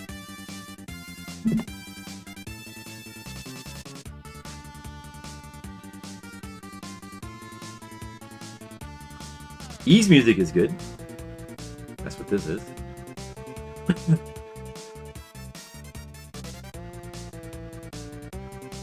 Although this particular song is from the Super Nintendo version of the Ys 3 game. Ys 3 is like an amazing game, but I've only ever played the Super Nintendo version, which is considered to be a bad version of the game, bad port. And I'm sure it probably is. I want to play through the PC 98 version one of these days. But and I've listened to like many variations of the soundtrack. Ys 3 is like one of the greatest game soundtracks, in my opinion. It's an amazing soundtrack. But the Super Nintendo version is definitely not the best version of that soundtrack. But this particular song, I really like the Super Nintendo version of, so I put it in here. Just this song, I just think is really awesome in the Super Nintendo version. Ys 3? Are you an Ys 3 fan? I definitely want to play more Ys 3 games on stream. I've only played like a few of them. I've mainly only played 1 and 3. Oh. Hold on, let me just think for a second. Yeah, I've only... Yeah. Yeah, I've only played 1 and 3. Oh, no. And I've played Oath and Felghana, which is the remake. So, I mean, like, technically that's the remake of 3, but, I mean, it's Oath and Felghana is pretty much like its own... It's pretty much like it's a unique game, pretty much. But it's, like, completely different from Ys 3, even though it's a remake. But yeah, I've played 1, 3, and Oath and Felghana, and that's about it. And I've only played the Famicom version of Ys 1, which is definitely considered to not be one of the good ports. So I need to go back and play one of the... There's multiple... I think that if you're going to be a purist, and I do like to be a purist sometimes, you probably should play one of the... Like, the PC 98 one might be good to play, because that's one of the originals, and it still is like a really good version of Ys. But the CD versions of the music in the TurboGrafx version of Ys 3 seem really good to me. So I kind of want to play the TurboGrafx CD version of Ys 3. But there's also like these remakes on Steam that are based on the PSP ones that are considered to be very, very good versions. There's like multiple really good versions of... Wait, what am I talking about Ys 3 or 1 right now? I'm talking about Ys 1. Well, and Ys 3. Well, no, okay. I'm actually getting mixed up because the PSP ones are Ys 1. Those are Ys 1. Ys 3, yeah, like it would either be between the PC 98 version, which is like or the TurboGrafx CD version. There's not the remake of Ys 3 is Oath and Felghana, which, like I said, is kind of basically almost a different game. But that's the other one I played through, which is Oath and Felghana is amazing though. And there's a couple of games that are like done in the Oath and Felghana style. That's in the style of like the later Ys games, or one of the later ones. I don't remember exactly, like Ys 6 or something. And they made a couple games in that style, like Ys Origins. But I've only played Oath and Felghana. They're like up to Ys 9 now. They keep making Ys games, and I'm curious about the newer ones, but I have yet to really... Like, I've looked at them a little bit, but I certainly haven't played them. I don't know that much about them. It seems like people seem to like them, though. Dude. Why is... Oh, okay. Skills is giving me a message about CDI stuff. That's cool.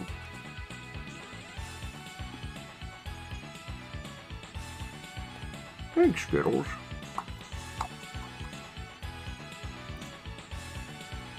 Scritch, scritch.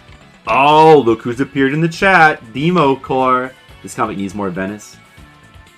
Yeah, I'm genuinely sorry that I killed her off, the Space Kitty Face, because she was a cool character. But I mean, it's, you know, at least she's coming back in a flashback now. I think it's gonna be a good. I think it's gonna be a good payoff. But yeah, sorry. I've killed off a few characters in my comic. She was a cool character, though. Democore, how's it going? Popple Mail's another one I want to play, but I'm so torn about which version. I have never played Popple Mail. I've watched a full playthrough of it.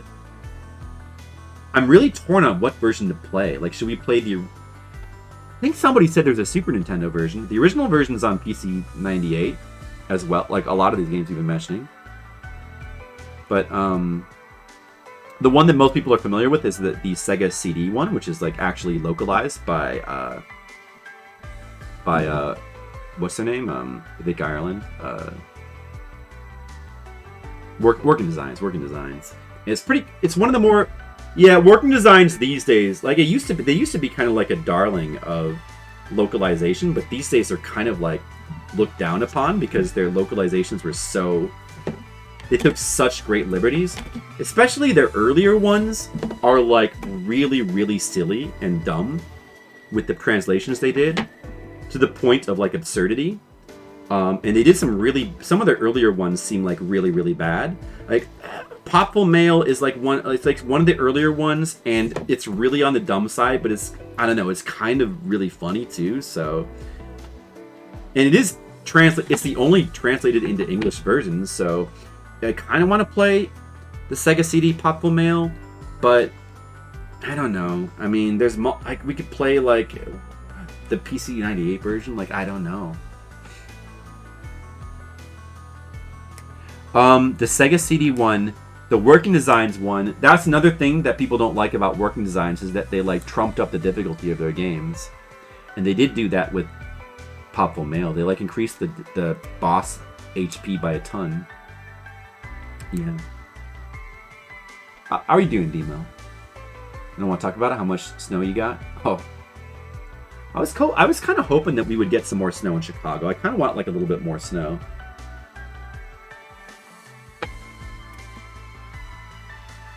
Yeah. Translations were atrocious. Yeah. Well, I mean, yeah, they started out kind of being like very atrocious and... Well, I mean... They weren't always atrocious, but they were very wildly inconsistent in the early days. I mean, generally, like, they were, you know, it depends on the game, but there was less to a lot of games there was less to translate, but and so a lot of games were just translated by the Japanese developer themselves, or they were translated by somebody for whom English wasn't their first language, and that's why there's a lot of funny English in like NES games and like other games of that era. Oh, you used to live in Chicago? Yeah, I like living in Chicago. I mean, I wouldn't hate living elsewhere, but there's cool things about living in Chicago. Although if you don't like snow, it's not a great place to live. Put a snow in your yard. Yeah, I mean well, at least you're a person, Demo, who does their work indoors and like a lot of it from home, I guess. So it's probably worse even for like, it's worse for people who have to like go to a cubicle every day in the office, probably. Which I think that they make Skittles do now.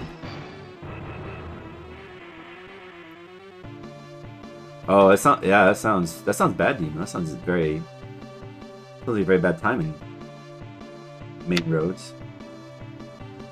Yeah, we don't have any snow over here in Chicago. Those of you guys got kind of unlucky. I kind of wish we would get more snow because, like, I don't know, I haven't really got to do much with, like, I kind of just want to have, like, one snow day where I just, like, shovel, and I like shoveling snow, like, once in a while.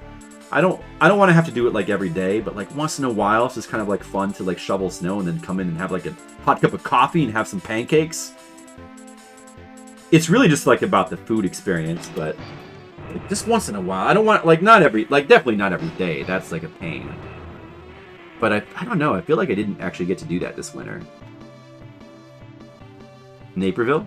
Yeah, I'm familiar with Naperville. Not too far from where I live. Yeah, I hope that your mom is okay, Demo. You hate shoveling snow? I mean, I can understand why you hate it, because it's like, it's hard work, but like, just like once, yeah, I mean, like, physical activity, it can be fun once in a while. And honestly, I need more exercise. So even though, I don't know, like, even though it's a pain, but like, I kind of want to do stuff like that once in a while, because I just need to exercise more. I'm not like in terrible shape or anything, but I just don't do enough exercise. I should do more. Bad exercise? Well, I mean, it's bad for your back. I mean, that's probably true, yeah. Existing is bad for your back. True. Yeah, the back is a real problem. Well, like I said, I don't want to shovel every day. But once in a while, it's kind of a fun thing to do, I think. Just like the experience of like being outside, shoveling the snow, and then, well, and then you just come in and get some hot coffee and some pancakes. It's fun. But definitely not every day. This all started with Skittles' Alf figure.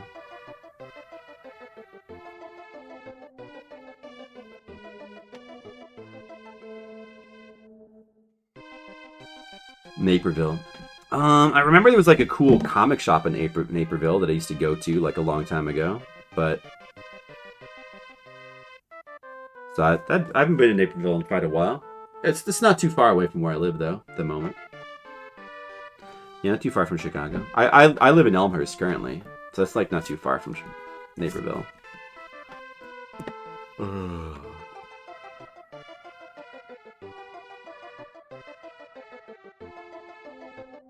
Right.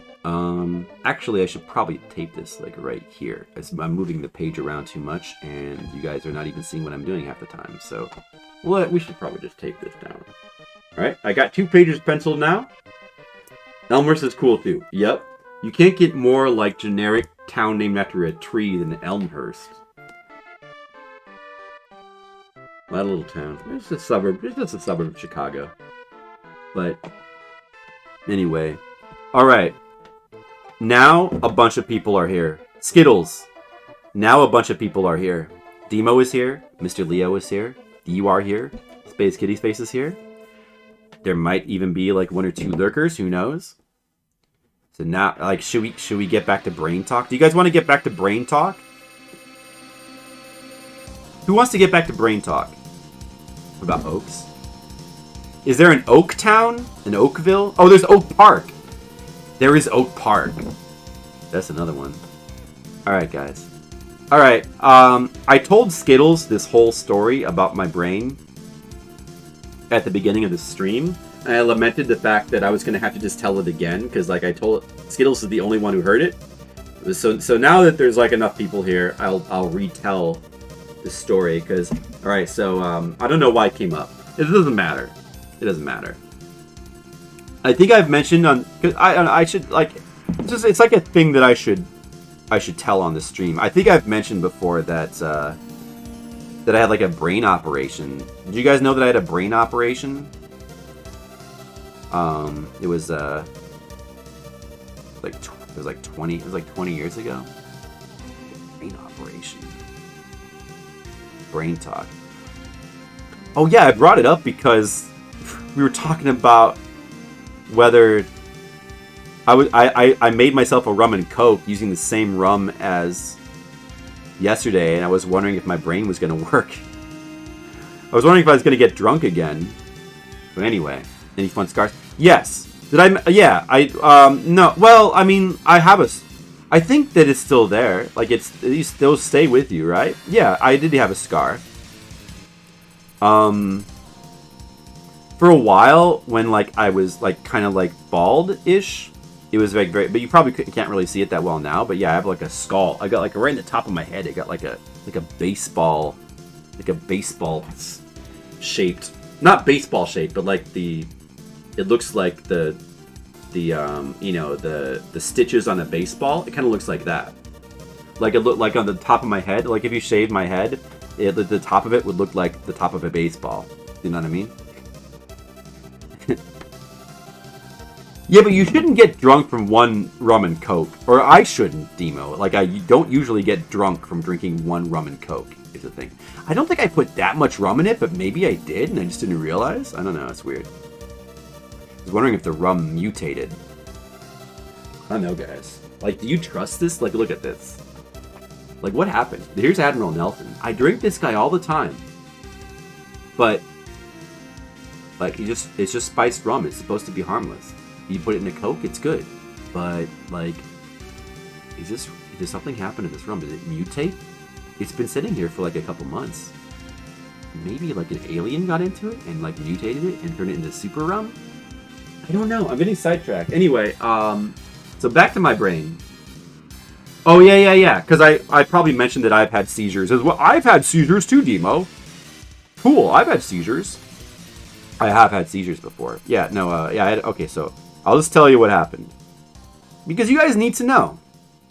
Well, you don't really need to know, but it's just something to tell.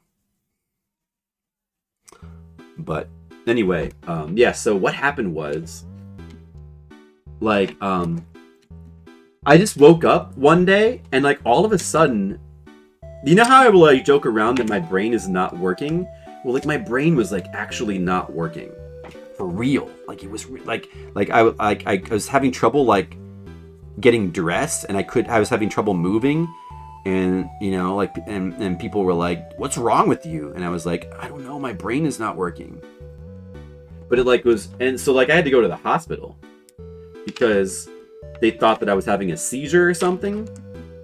And it ended up being a brain, like I was in the hospital for like a couple weeks before, because they had to like operate. So I was in the hospital for like a couple weeks, and it turned out to be a brain abscess. They thought it might have been a brain tumor. Now brain tumors, I hear that those are very bad to have. If you have a brain tumor, you might not survive. So I could have, if there was a brain tumor, I could have died, but I didn't die. So that's good.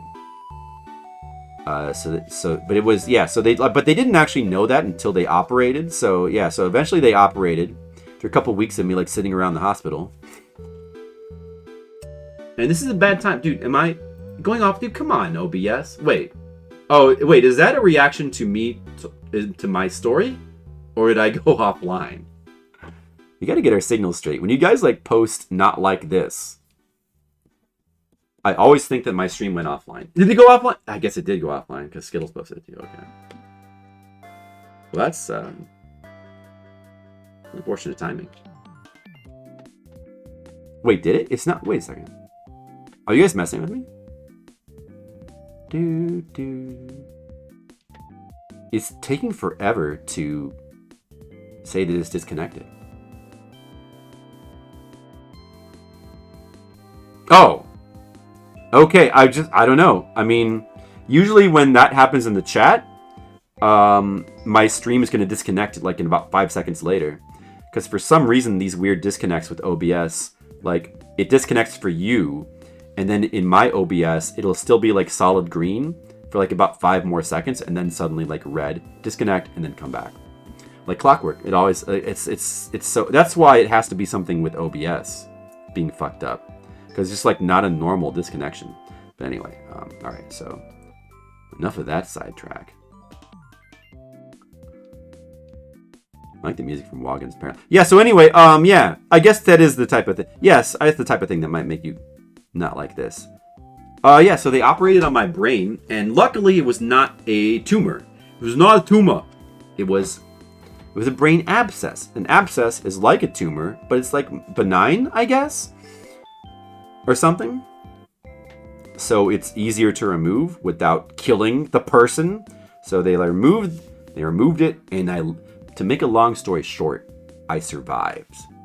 And thanks to that, I'm able to stream now. Just imagine if I didn't survive. What would you be watching now? You'd be probably watching some asshole. You guys are so lucky. I mean, forget about me. Forget about me. Like, you guys are the lucky ones, really. It's not arrogant, right? But yeah, so yeah, okay, so I did survive, and obviously, but yeah, but like I had like after that happened, at some point after that I had like a relapse seizure, and like I don't remember why that happened or that was a thing, but it had something to do with like having a brain operation. So like I was not able to drive for like a year later after that. So that like I had to like quit my job, and it was pretty. I was like in the middle of school, but I had to take like a year off of school, which I didn't mind. Oh, you know what? I just suddenly remembered something too, because I was just like talking about it right now. Yeah, so I had to take a year off of school. Maybe it was only 6 months though, actually. Might have only been 6 months. But you know what I just remembered? I was happy that I got to take 6 months off of school, because that was during the time when like emulators were still new. So like I was really into like, oh yeah, I should probably mention the thing that I told Skittle that he thought was hilarious too. Yeah, that's true. Do you want to know what my biggest concern was? Like, so I was in the hospital and we didn't know if it was like a tumor or not. You want to know what my biggest concern was?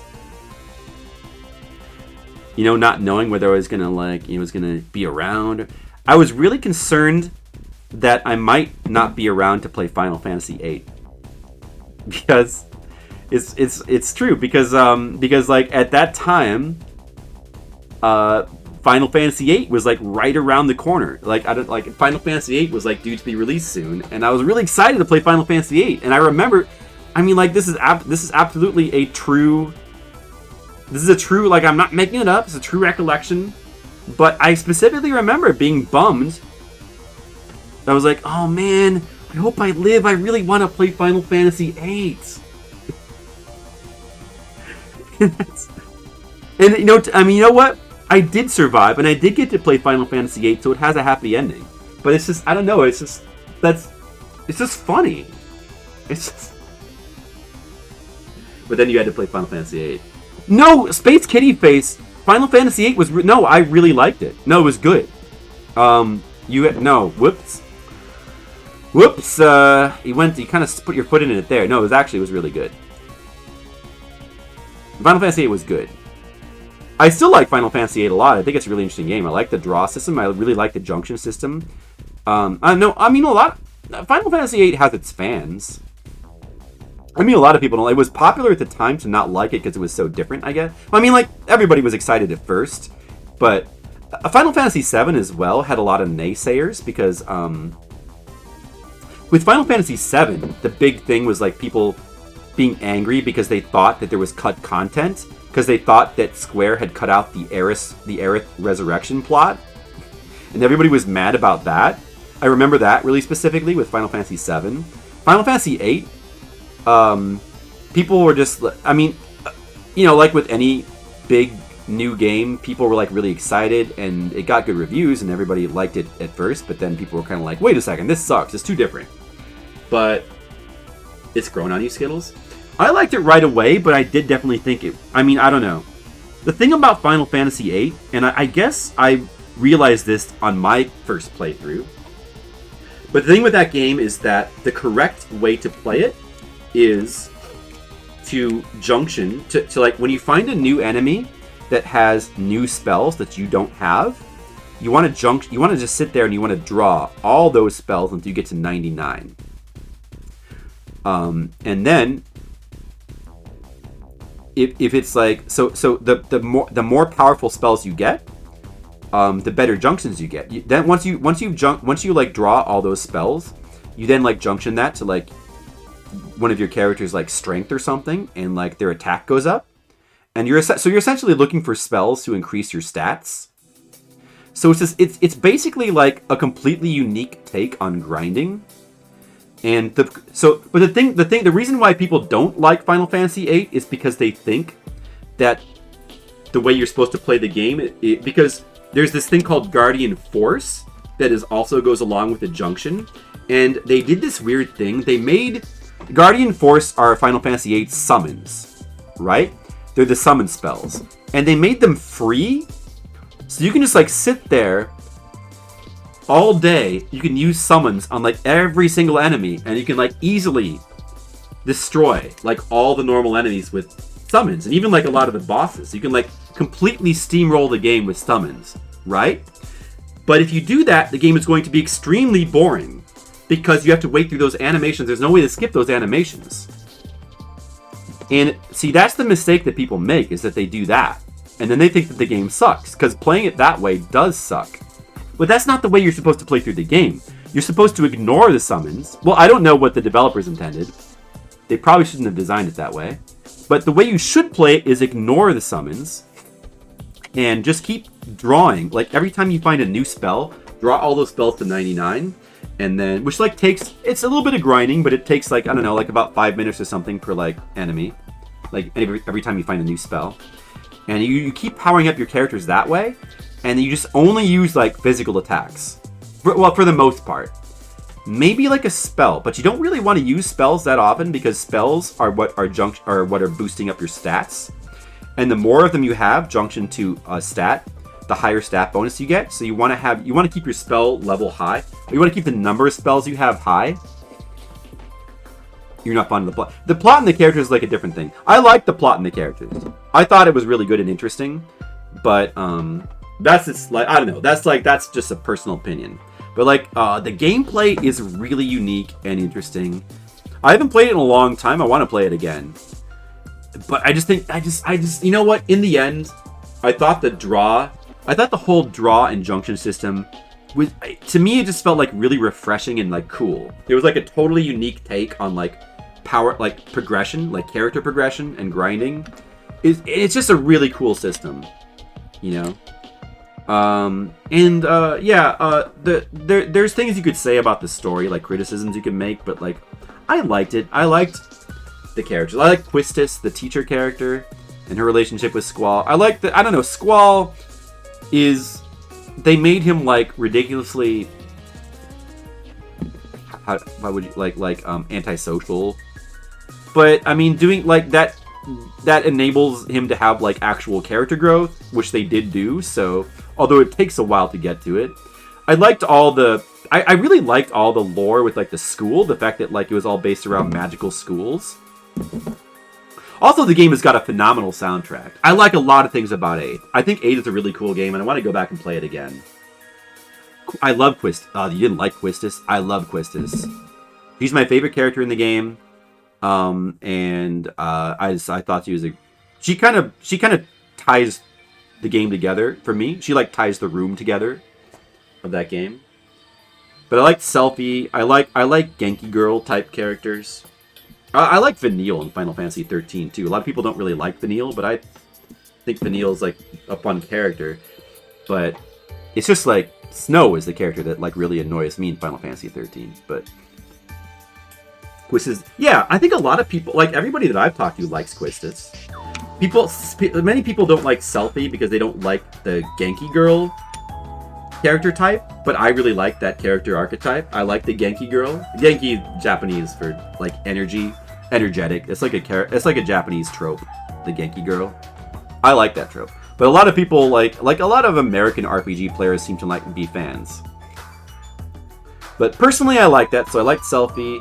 Zell is like a weird, bland, kind of boring. Zell is like not really that good of a character. Irvine like is kind of underdeveloped. Like all the male characters are like not really that good. But and I liked Rinoa too, because she's kind of, I mean, people will say that she's kind of bland, which, you know, she is personality wise, but she like her role of like what her role in the game is in the romance plot, she's perfectly fine for that role. Like she fits it. Like it's like you know, kind of like an emotional core. She's good. She's a good.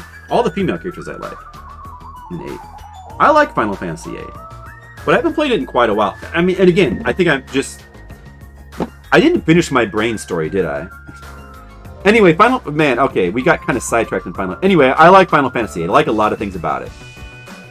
I can understand why people wouldn't like it, because it's a very weird game.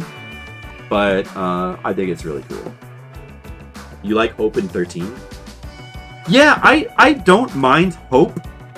Hope I like. Well, Hope is kind of unlikable. I get why people don't like him, but he actually has character growth. Like, he's meant to start out. He's kind of like Squall. He actually has character growth. So I like Hope. He becomes likable later on in the game.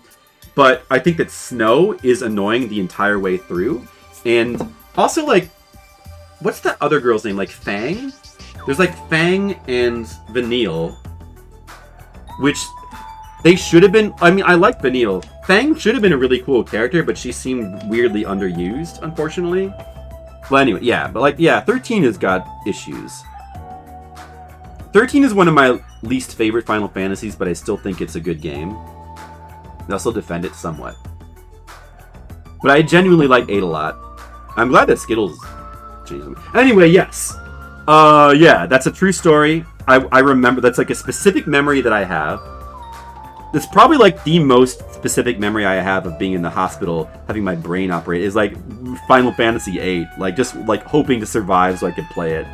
But I think like, I don't know if I really thought I was gonna like die or anything, because they didn't tell me that I had like a tumor or anything. They didn't really tell me what was going on, because they just told me they didn't know. But I think they didn't tell me because they didn't want me to like be sad or whatever. So like I don't know if I necessarily, I'm not even sure if I knew that I was you know, that they were worried that like I might, you know, it might be bad for me. But they also they genuinely didn't know, because they didn't know, like, apparently they didn't know that I didn't have a tumor until they actually, like, operated on me. Like, they just didn't know. I don't know if they would have known now. I don't know if the technology was that different. But you guys are still, like, debating the characters of Final Fantasy VIII. I mean, that's fine. You agree on Rinoa and Garnet? You think Yuna's a pretty unique character? Oh, no, yeah, I like Yuna. Well, Yuna is basically the same character as Rinoa. But Yuna's probably... I think Yuna stands out a little bit more, because Yuna... I think just the voice actress did a really good job with Yuna. I think with Yuna, I think it's mainly the voice actress. It just gives her like a little bit more personality. Like, and if Rinoa had a voice actress like that, I think she would have had that advantage as well. But anyway, yeah, Skittles hates everything past 10. I don't. I like everything except for 14, which is also weird, because like a lot of people like... I don't like really 14. A lot of people like 14. I don't. Anyway. Yeah, I like 15 as well. Now we're getting sidetracked. What else do I want to say about being in the hospital? I'm trying to remember.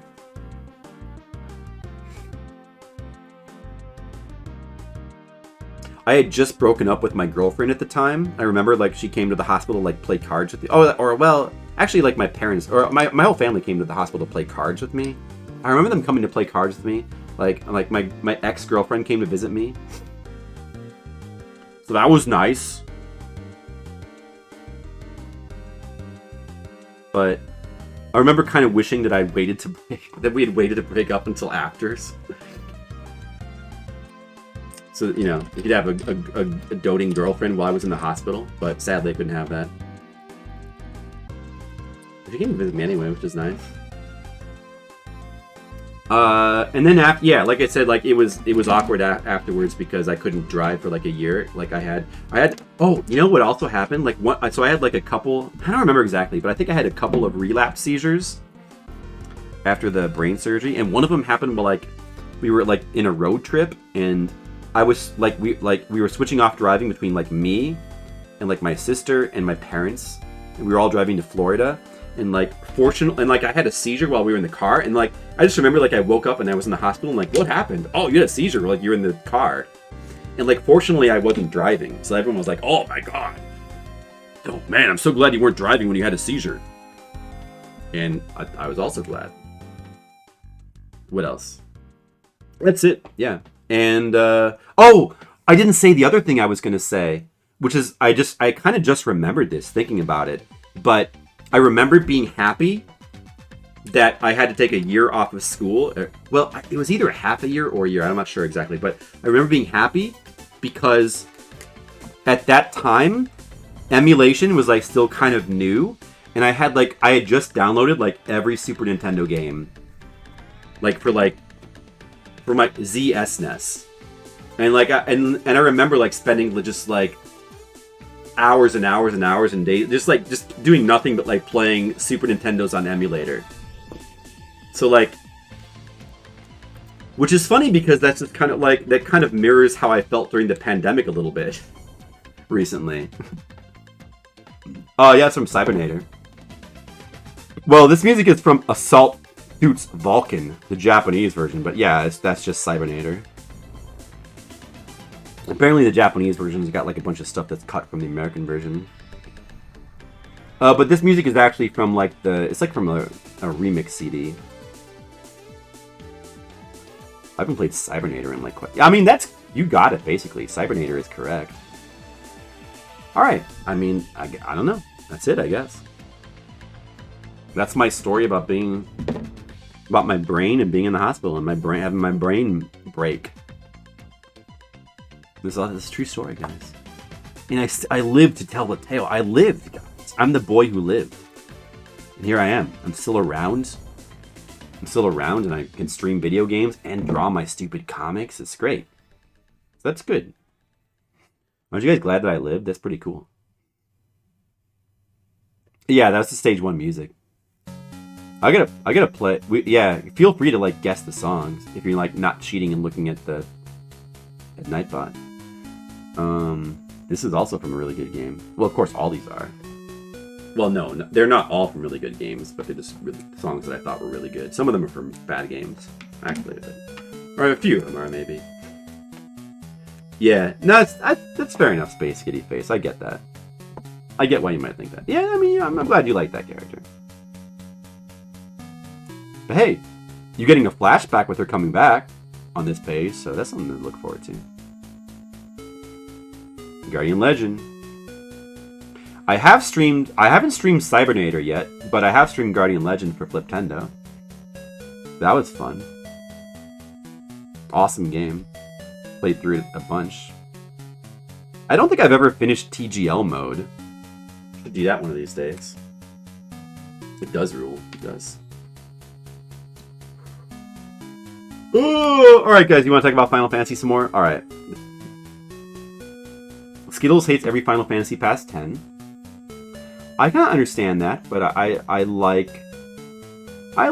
mean 11 I like obviously since it's my favorite MMORPG. 12 I mean I do every Final Fantasy past 10 I will agree is heavily flawed in some way, but I still really like 12 just cuz like I tend to really like the gameplay system in a lot of them. Like 12's gameplay system with like the Gambit system and its AI is super interesting. And I thought it was a really interesting game. Like, I thought the story was really weak in 12 and 13. 15, I actually liked the story. A lot of people seem to not like it, but I really liked it because I thought that Ignis was a surprisingly good character, and then the story ends up kind of revolving around him. And the time skip didn't bother me at all. I have not seen... Apparently they like added content. Or like, but I don't know. At the time I felt like I didn't need it. I don't know. It's weird with Final Fantasy 15. I like Final Fantasy 15 at the time, but it definitely has some flaws, I guess. Let's think about the RPGs that are better than Final Fantasy. Well, Final Fantasy within its series has some of the best RPGs ever made. I mean, specifically Final Fantasy VI is easily one of the best RPGs ever made. So not a lot of RPGs are better than that. Like to me, only Shin Megami Tensei Nocturne and maybe Persona 4. And maybe Chrono... I might have Final Fantasy VI above even Chrono Trigger on my list. I don't recall. But, yeah, I mean, I actually think that almost all the Final Fantasy games are good, of the mainline ones. Like I said, the only one I actually just don't like is 14. I actively don't like 14.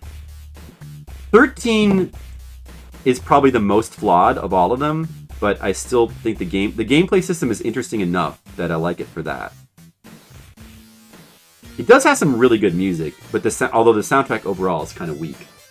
Radiata Stories. Yeah, I mean, there's plenty of other RPG series I want to play, and a lot of them... I mean, there's a lot of really good RPGs out there. used to love Final Fantasy Square. 6 was one of your favorite games. Yeah, 6 is still one of my favorite games. It still is. You know what? Techno-cop music, awesome, but not appropriate for this conversation. Oh, I can't skip this song. It's too good. I'll turn it down a little bit, though. It's probably loud. You got a PS1 solely because Final Fantasy VII was moving there from Nintendo. Yeah, me too. Well, not... Yeah, I guess Final Fantasy VII was a lot of the reason why, but there were other reasons for me to be excited about PS1. Like, I was actually an early adopter of PS1, which I haven't been with any console since then. But I really did, like, I loved even the early PS1 games, like Twisted Metal. Like, I ended up just, like, loving, like, Ridge Racer.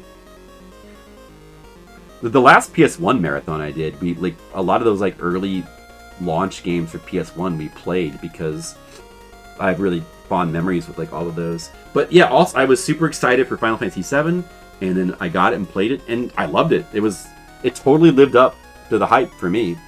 Didn't for everybody, I suppose. These days I see Final Fantasy inwardly grown. Well, I do not, but I'm just starting to maybe get there because Final Fantasy 16 to me doesn't look good.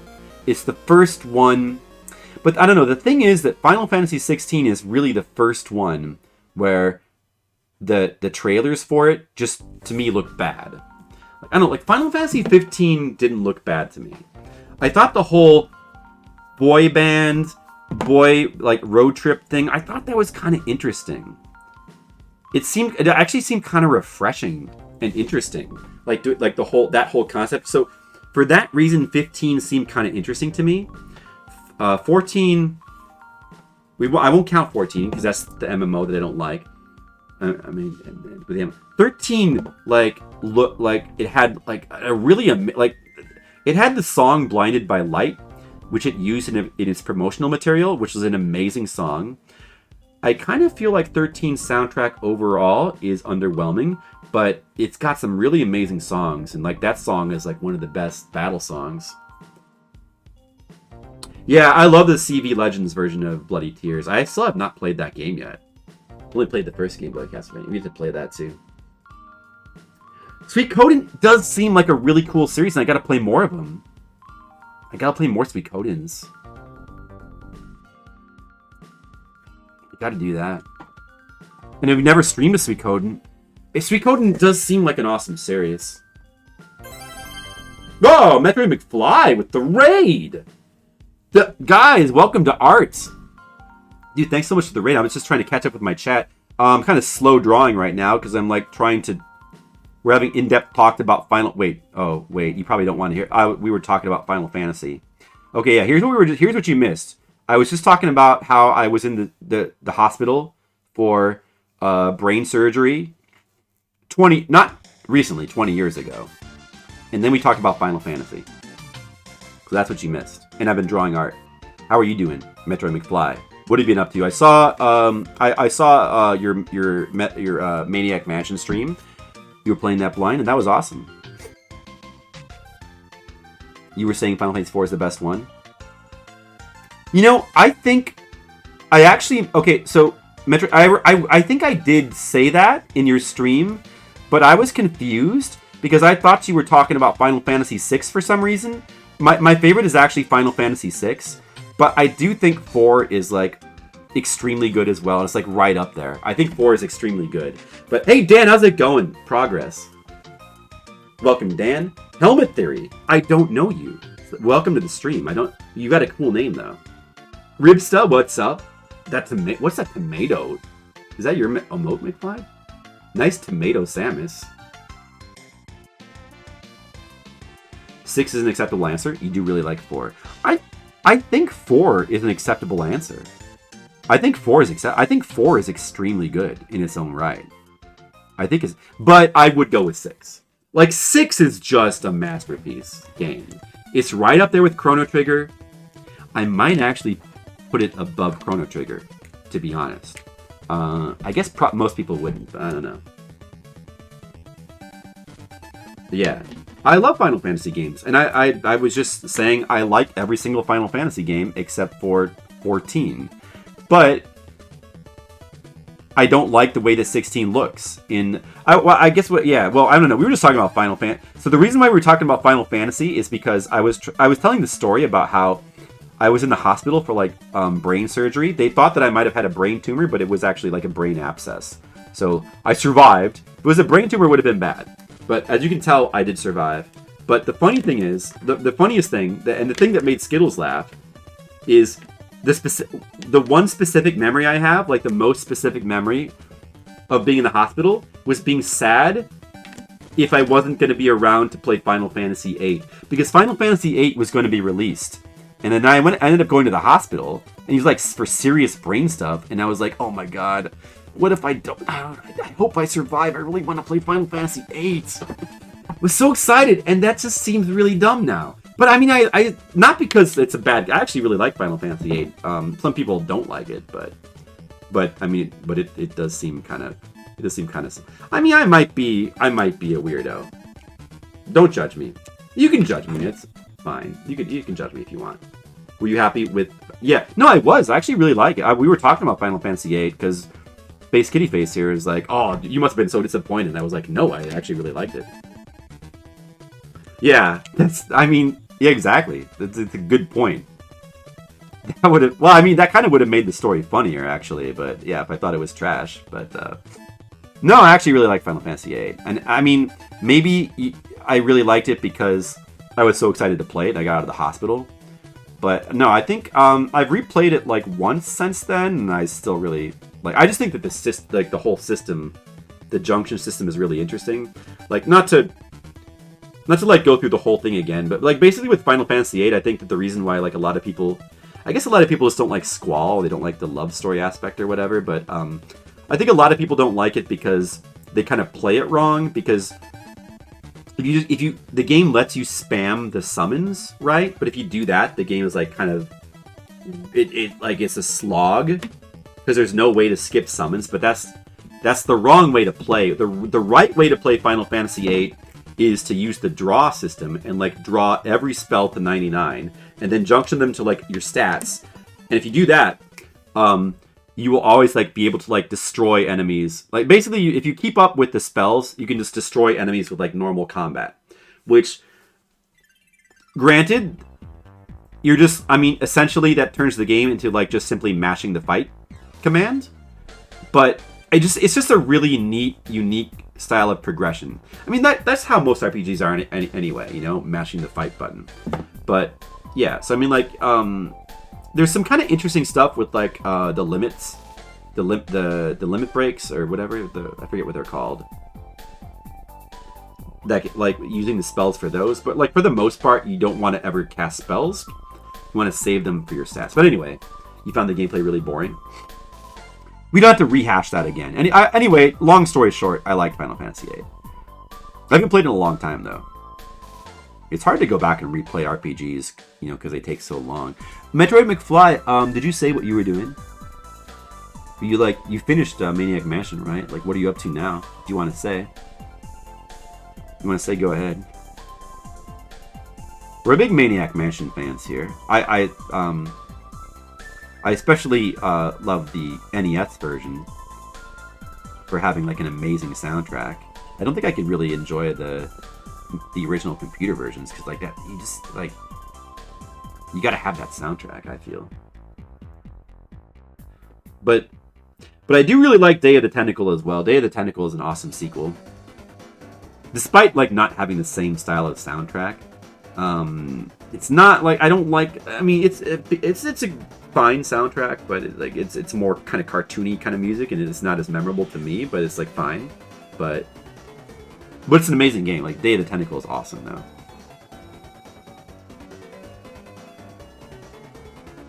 So anyway, yeah. All right. So now what, guys? We're gonna keep talking about Final Fantasy. What do we do now? Guys, tell me what to talk about. Should I just draw my art? Man, look at me drawing. Dude, I just looked at the camera and like, oh, dude, I remember that I'm drawing art. Sometimes you just like forget, like you're thinking about like Final Fantasy games, like, oh, dude, yeah, man, remember when I was in the hospital and I wanted to play Final Fantasy VIII? I think Final Fantasy VIII is a good game. Here's why it's good. Here's the things I like about it. Blah blah blah blah blah. all of a sudden you're like, oh, wait a second, did I just draw this? What the fuck? When did I draw this shit? Oh my god. Brain is an autopilot. I'm glad my brain still works well enough that I can autopilot these freaking drawings. Talk about Shadow Hearts. I want to play Shadow Hearts, but oh, dude, music from this weird PC-98 game, Zeta, that kind of would like to play one of these days. Yeah. Talk about Elden Ring. I could talk a lot about Elden Ring. I can't really talk a lot about Shadow Hearts because I've only ever played Koudelka. Koudelka is like it's kind of like the prototypical Shadow Hearts. It's like technically it's like kind of like Shadow Hearts 0. We'll play that on stream. That game's really cool. I think like the proper Shadow Heart games are like pretty different from Koudelka though, because they're more like conventional RPGs. And Koudelka is like a weird Resident Evil strategy game hybrid. Right? The Shadow Heart games seem really cool, though. They've got, like, a unique atmosphere to them, and I want to play them. But there's, like, about 1 billion games I want to play. So I don't know when I'll get to them. What do you want to... I don't know. What do you think about Elden Ring? You like it? I love Elden Ring. I really liked it. It's funny, because, like, Elden Ring is, like, another one of these games, like Breath of the Wild, where it comes out and everybody is raving about it, like, oh my god. I remember when Elden Ring first came out, every single human being on the planet Earth was like, oh my god, this is the new masterpiece of our gen. This is the only video game that matters. This is the new masterpiece. Like, can you believe we've been graced by the presence of this game? And then, like, about a month or a month and a half, then, like, the backlash started. It wasn't really that good. It wasn't really that good, actually. It wasn't really that good of it. I don't know. I mean, but I kind of understand why that would be for Elden Ring, though. Like, Elden Ring is pretty amazing, but it's so long, I think people kind of got burnt out on it. And I just happened to not get burnt out on it, even though I was playing it totally the wrong way. I think the right way to play Elden Ring is to not play it the way I did, where I was, like, going for, like, 100%. I think if you try to play it like a normal Souls game, where you're kind of like going through and you're trying to like fully explore each area and find like all the cool stuff. If you try to play it that way, you just get overwhelmed because there's just like too much content. There's just too much, and a lot of the dungeons do kind of get on the repetitive side. So it's no wonder to me that people kind of got burnt out on it.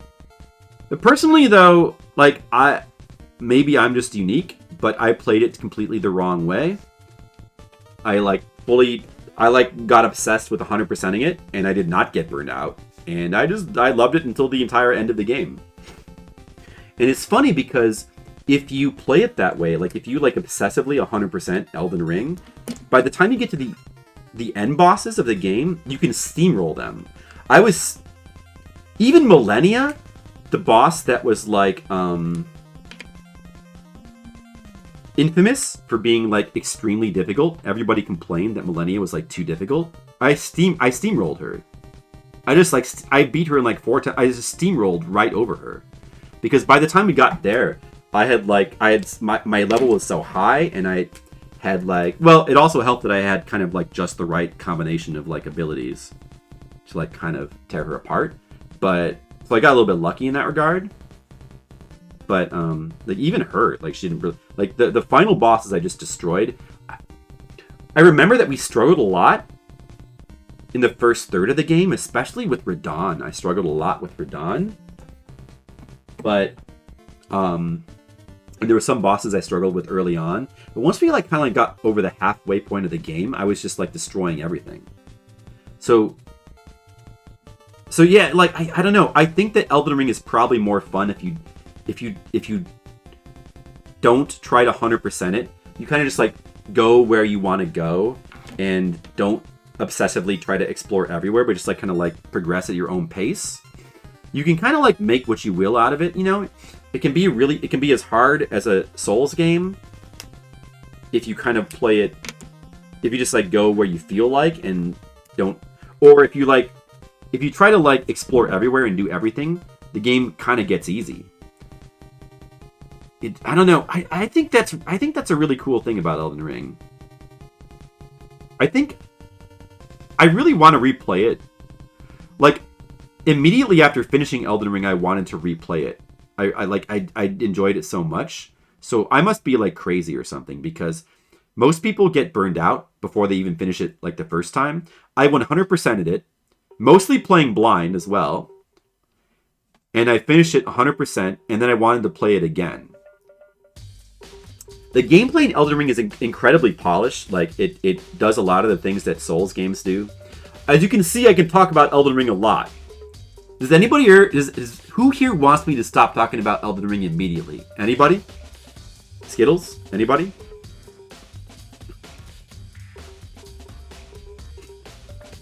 You're on your 4th playthrough. You must be like me then, Space Kitty Fate. I love Souls games. Dark Souls 1 is my favorite game of all time.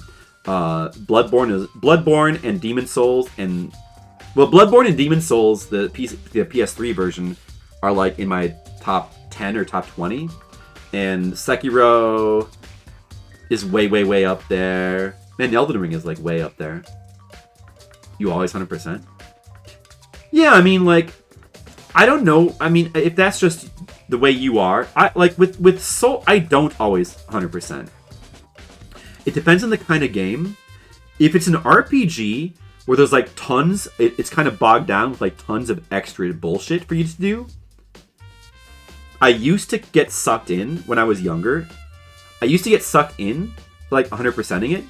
And at some point I realized that it was kind of like it was just a crock of shit, that the developers were like just fucking completely stringing me out, or they were just like taking advantage of like my addictive tendencies. So I made a conscious effort to stop doing that. But Souls games in particular, I have to 100% them. Like, I have to explore everywhere and do everything.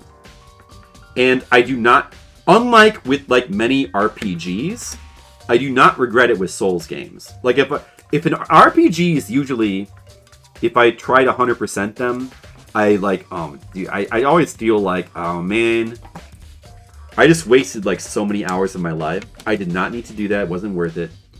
The Souls games, it's like always worth it to me. It's like different. It's different. I mean, but there are certain RPGs that I probably would still 100% though. But it kind of depends. I mean, that's not a hard rule. Older RPGs tend to be more fun and satisfying to 100%, I feel. Like Final Fantasy VI, if I went back, when I eventually go back and like replay Final Fantasy VI, I'll probably 100% the game, because I like love it so much that, you know, you gotta like do everything. You gotta like go to the dinosaur land and like kill the Brachiosaurus and like do all of the Colosseum content and like get every Esper and all that. But like some RPGs I would still probably do that with, but especially with more modern RPGs, I feel like they tend to have like worse aspects to them. I feel like Final Fantasy X was the first one where 100%ing it started to feel like bullshit to me. Like, Final Fantasy X has got some really weird stuff to like get the ultimate weapons. You guys remember that?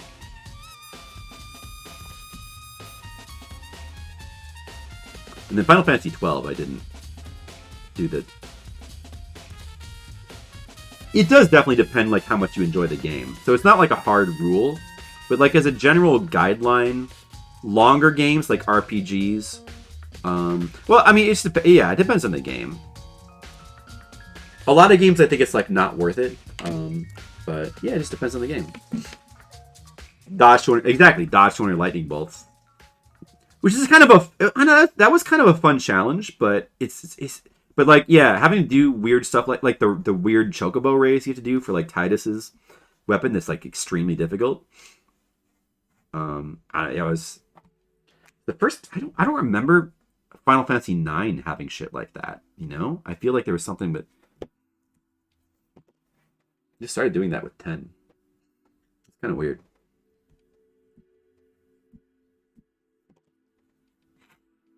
Oh, like remember when we were playing through Dragon Quest XI recently? Um, I was specifically trying to like not 100% that game.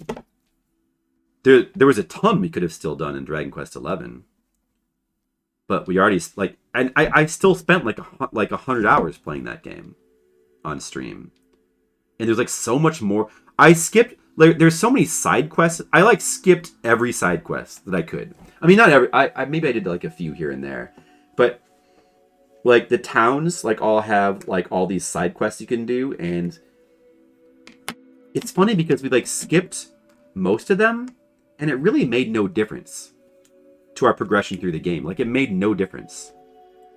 The game is still like really easy and casual to play through. Like I only got stuck on the final boss because the final boss has, it's got some kind of like bullshit you gotta realize to like beat it. But aside from that, we like breezed through the game, and I didn't do any of the side quest stuff. So that's like kind of what I mean, like as an example of like why I don't do, that's it was that was the right call with that game, I feel.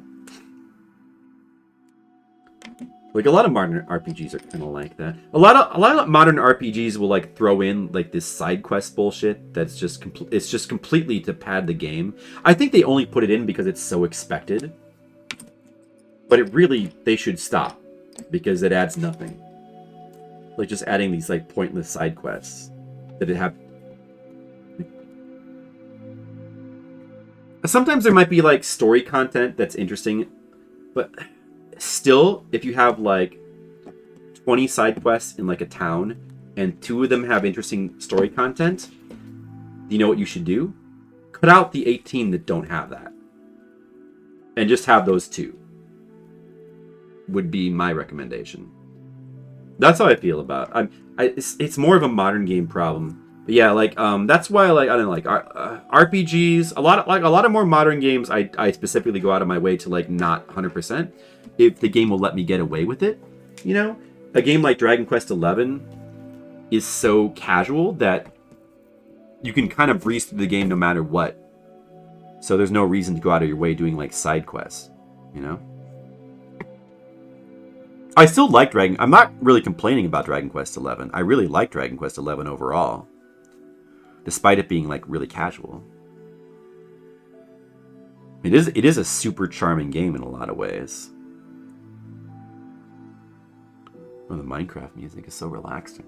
I'm starting to fall. Wait, I just realized I'm like starting to fall asleep.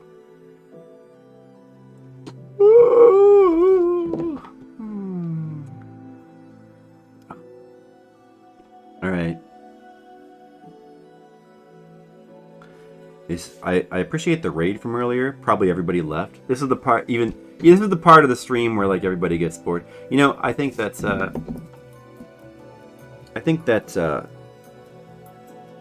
this kind of like art content is it's fun when you can like kind of have these like fun little conversations or whatever about video games and stuff, but it seems like after a couple hours of like drawing art, it's always the wind down period. I guess you just have to have a wind down period for like art streams. It's like, okay, we're all tired of talking now. We're gonna just have you in the background, or maybe we'll watch another stream or something. That's cool. And I should just sit here and probably just sit here and quietly draw. I think that's what other people do in their art streams. They don't like babble like an idiot like I'm doing right now. Do they? Does anybody know? Let me know. I'm afraid of dead air though. I have dead air fear.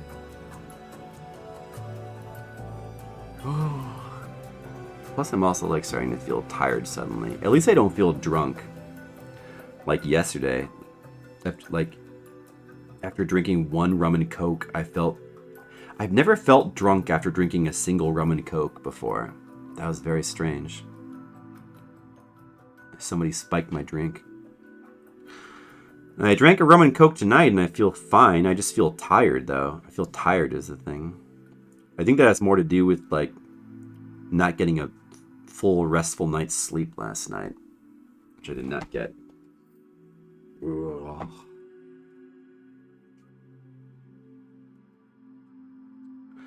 Maybe I should just sit here and like draw and not talk though.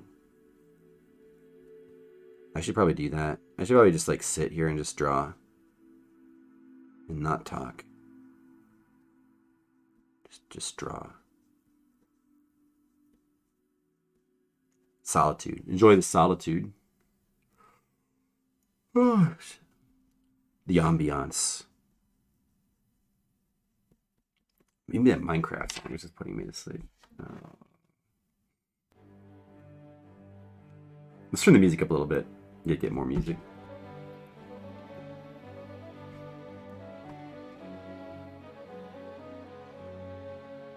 This song is good.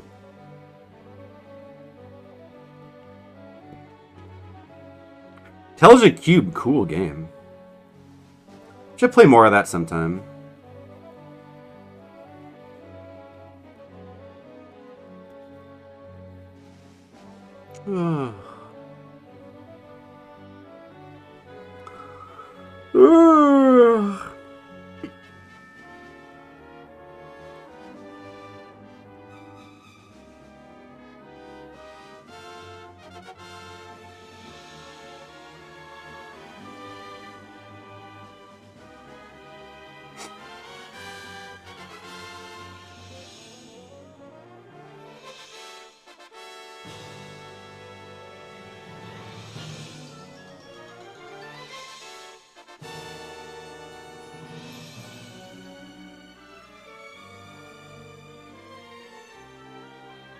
It's such cool music for a video game. A lot of games with like classical music for like a soundtrack or a score. Like I mean, a lot of modern games, especially, I don't really like because they kind of all have the same sound. There's something about like the way modern classical music is done. I tend to like not like for movie scores, but stuff like this I love. Like when they do classical music in like for a video game or like a movie as well, it never sounds like this. Like this kind of like this actually sounds like more like an 80s or like 70s movie. I want to say. Like this style of classical music, like it's something you would hear in like a 70s science fiction movie or something. Like it's very lush. It has like these cool melodies that like are very catchy and memorable. Whereas like modern classical music is kind of made to sound epic sounding, but without having a melody. Like it tries to be melody light. And so like modern classical soundtracks always have, to me, they always sound really, really generic, and it's like they're interchangeable. Whereas like something like this, you like remember this. I mean, or at least I do. This specific piece of music like kind of stands out in your brain. I don't know, it's so much cooler.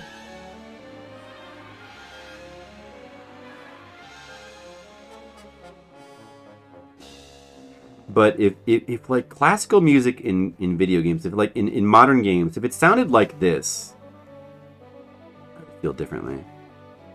Wish it did.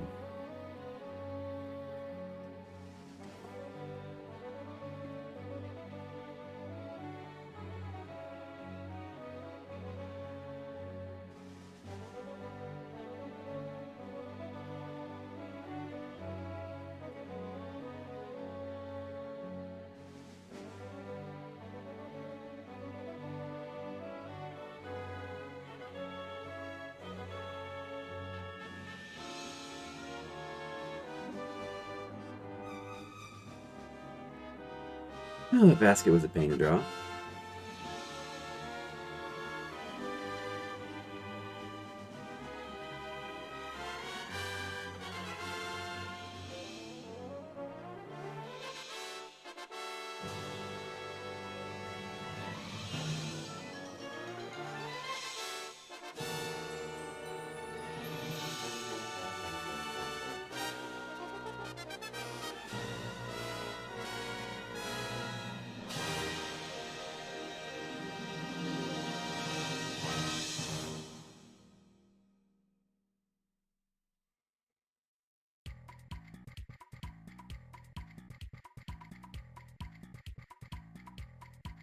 This Shinobi. Oh, dude, Shinobi music. This is a new one. It's probably never played on my playlist before because I just put it in like a couple months ago.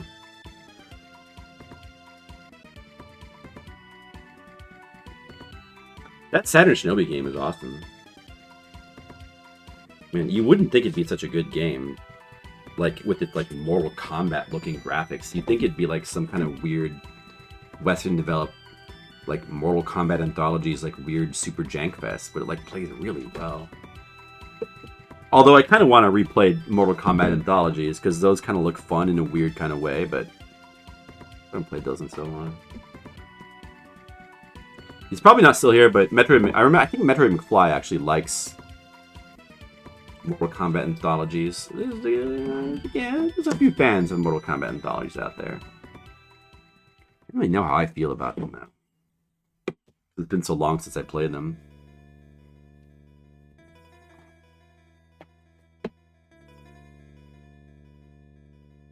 Still though, like Shinobi is in a league of its own. The Shinobi Legions game is really cool. That's a really cool game, despite its weird digitized graphics.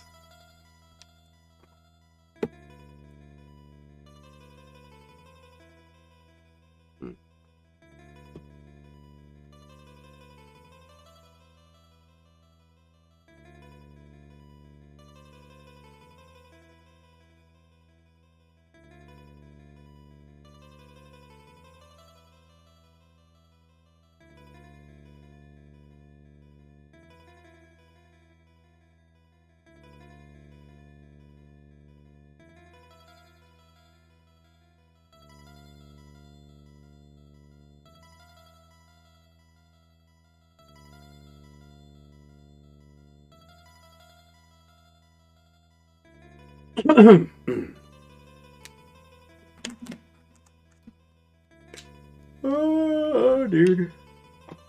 This is coming along pretty well, though. I'm basically working on Friday's page right now.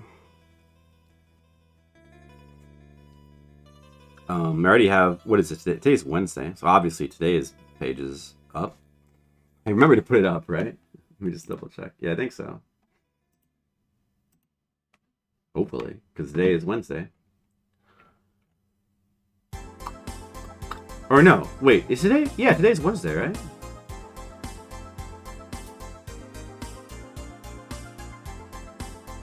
Yeah.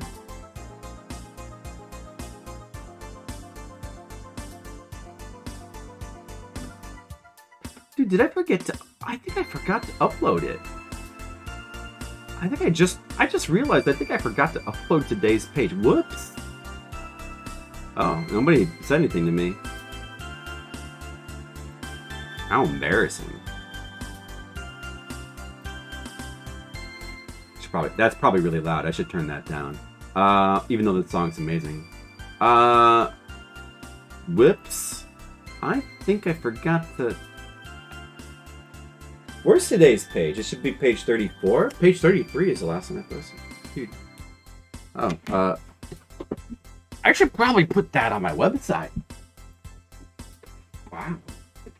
Okay, yeah.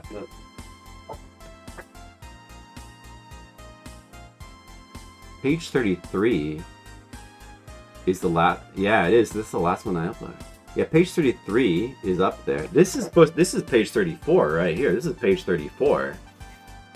See, it's done. There it is. I forgot to upload it. Whoops. What? Oh well.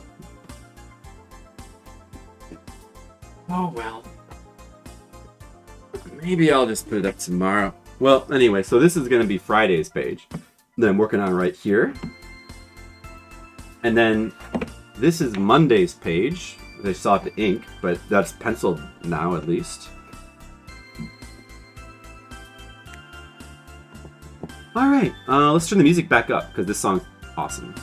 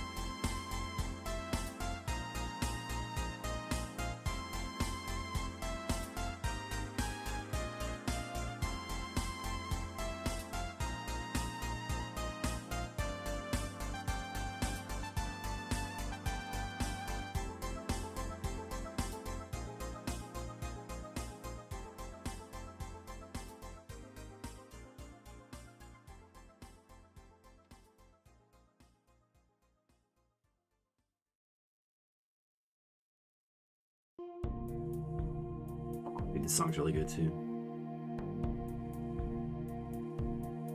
From the great Final Fantasy XI, best MMORPG ever.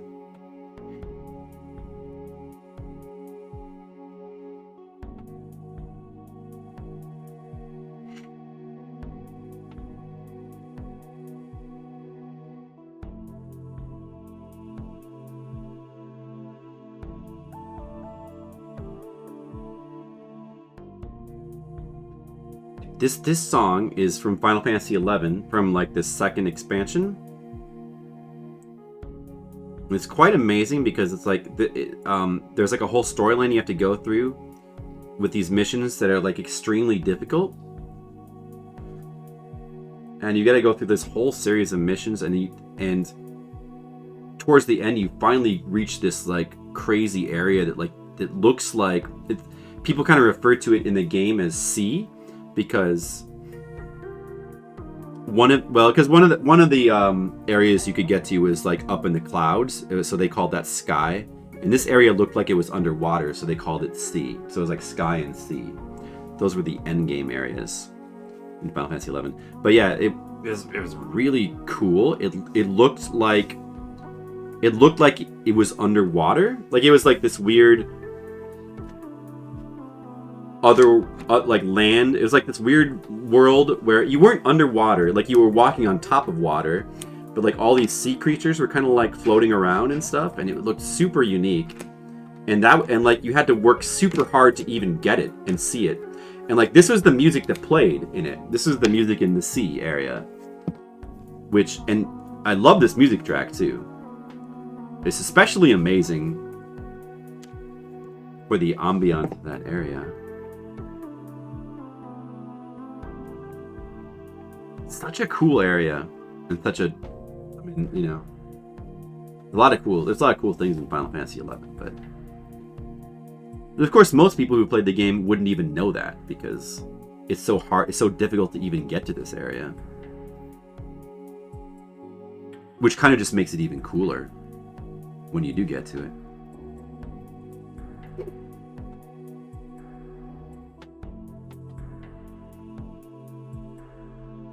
And it just makes it cooler.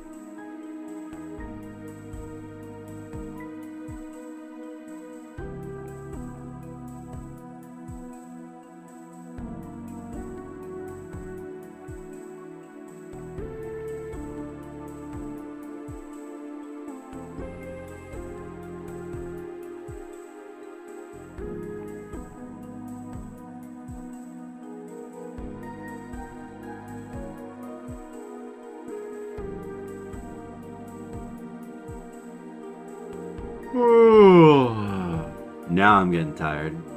Let's see, what time is it? Oh, it's 11:30. Wow. I gotta go to at least midnight though, I think. Oh, I started at 8:30. Usually these Patreon streams you only do for like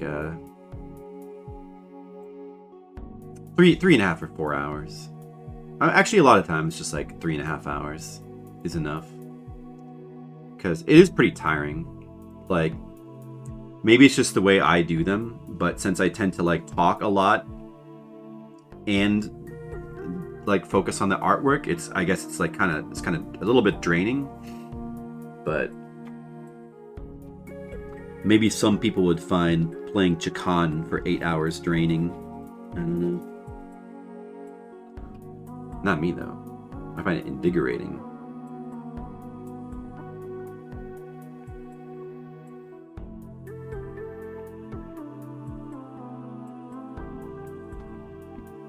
Ooh. Well, also, I think I'm a little bit more tired than normal. Did not get the sleep last night that I wanted to get. I was having trouble falling asleep. I hope that problem doesn't reoccur at the convention. I've been having a little bit of trouble sleeping these days. I don't know why. I don't know why exactly. I don't know why. I'm thinking I might need to get some sleep meds. I haven't resorted to using sleep meds in a long time, but I'm kind of thinking about resorting to it again because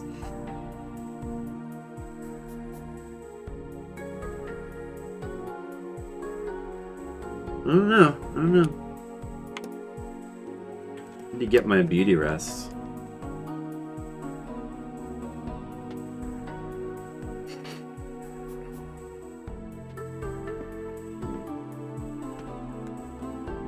A man must get his beauty rest.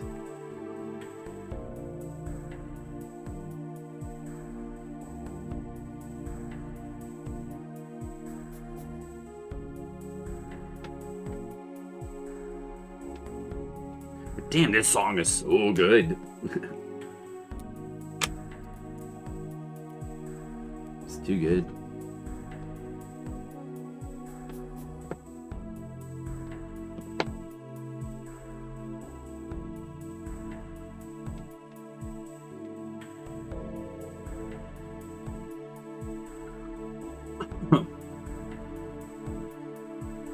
Oh.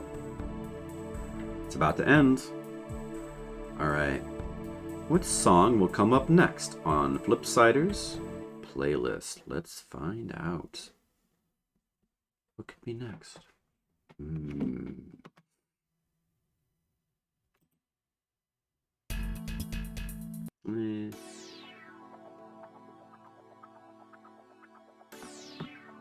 Shin Megami Tensei Imagine soundtrack. That's the online one.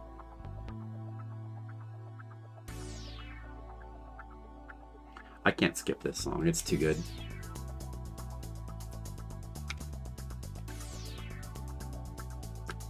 Oh, a lady! Get the lady! Code number 79, that's an older one now. How's it going, Skittles? Skittles, you're still here.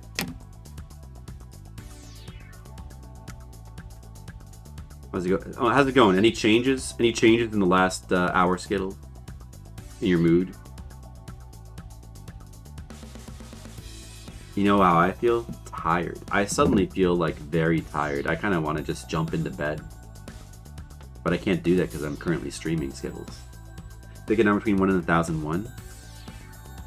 Between 1 and 1001, I'm going to have to go with, let me pick randomly, hold on. I'm going to have to go with 240. I'm going to go with 240 Skittles. I chose randomly. I went into my brain and I turned on my random number generator. Oh, wow! It feels good to be around that many of me. Hey, prof, hey, prof, hey, prof, hey, prof. Hey, dude, why is the hey, prof, like, not emote properly there? That makes that particular joke not work. Oh, well. I get the joke, though. I get the joke. It's a good one. Skittles. It looks right near. Okay. Wait, is it? Oh, I was looking on the playback on OBS, and it doesn't actually show the quote. Yeah, it doesn't show Nightbot. It doesn't show the quotes on the playback. That kind of sucks a little bit. I kind of wish it would. Skittles. How about 712? Can we do 712? Oh, yeah, I get, okay. Oh, to make it show up there? Oh, yeah, My favorite member of Salt and Peppa is Peppa, because I like pepper better than salt. There's nothing stupid about that quote, that's just pure logic. Right? Okay, Skittles. Quote 1000. Could you... I forgot what quote 1000 was. Could you please refresh my memory? Skittles, no! I need you. Okay. 1000. I don't think I'm actually drunk, though. I'm like fake drunk. I think I might have a virus in my brain. I think my brain might be messed up.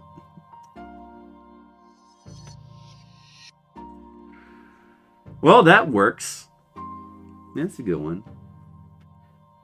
There was a couple things in there that I said that I thought might have been better, but... Oh, this is from Unlimited Saga. This music. It's from Unlimited Saga. I want to try... nobody likes Unlimited Saga. I'm really curious to try it to see what I think of it. Can I be that much of a rebel that I can like Unlimited Saga? I really don't know. Yeah, it has pretty cool music at least, so... I mean, you get past 1000? What was quote 1001? What was quote 1001? When did that happen? Did that happen today? I mean, that's a perfectly fine quote. That's nothing wrong with that. It's got my slurred speech. It's got me being an idiot. What more could you want? It's good. Oh, maybe I'll just type it in here myself. What? I don't know. Well, I get the latest quotes never come up right, do they? Wait, hold on. What is 1001? It wasn't really a Snoke. It just felt like a stroke. Oh, did I say that? Wow. I want to at least, I don't know. I might well, it's actually it's a quarter to 12.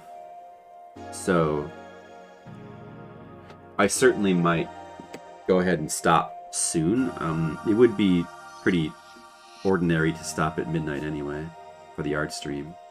So yeah, I'll probably stop after I finish. I would have liked to ink this page too, but I can just do that tomorrow. And this is pretty good work. So yeah, I'll probably stop in about 15 minutes or so once I finish this. Gotta get this finished though. Dude, the music it is playing is all like sleepy music. This makes me want to... I like this song, but it makes me want to sleep. I feel like now I really want to get in my bed and just close my eyes and go to Dreamlands. Dude, while I listen to this music, dude. This sounds like... Mr. Leo, are you feeling it too? This sounds like you should...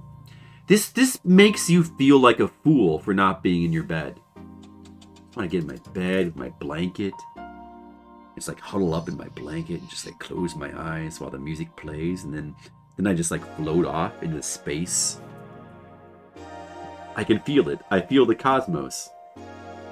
Just like close my eyes in my blanket and then float off to space while this music plays. Like flip, flip in space, flip in space, flip in space, Flipsider in space. Right? Am I right? Or am I wrong? Oh, I'm wrong? Oh. Okay, never mind. Oh. That's like a true sleepy song right there, dude. Let's just find all the really sleepy songs and play them while I think about being in my bed.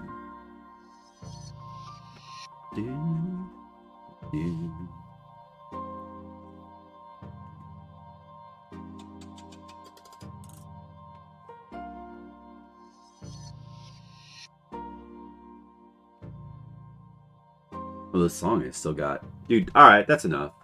This has still got a minute left. Alright, we gotta play something. Oh, here we go. I should put the version of this song from the Minish Cap on the playlist. I haven't put any. Oh, we've had that one Minish Cap song on for a long time. I guess that's all we really need, because like yeah, aside from callback songs, there wasn't any other songs that really grabbed me the way that I really love that one song from Minish Cap though. It's so good.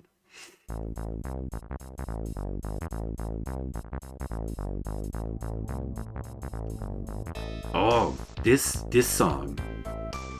Okay, who knows what this song is from? Mr. Leo. Is anybody still here? Mr. Leo, let's play the game. What's this from, Mr. Leo? Do you know? Does it sound familiar? If it doesn't sound familiar, I'll just tell you.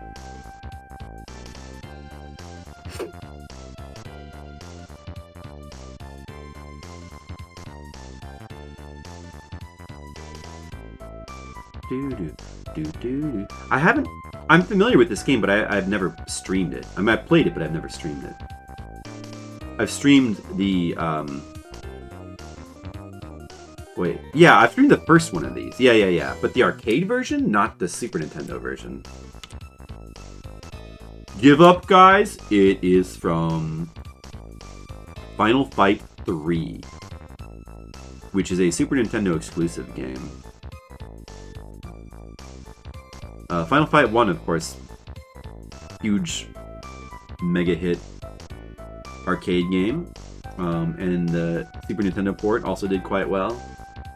But of course, it's probably one of the most influential video games, Final Fight, for how many beat 'em ups that have, essentially, or it basically kind of, it pioneered the mechanics that like all beat 'em ups used since then, basically. But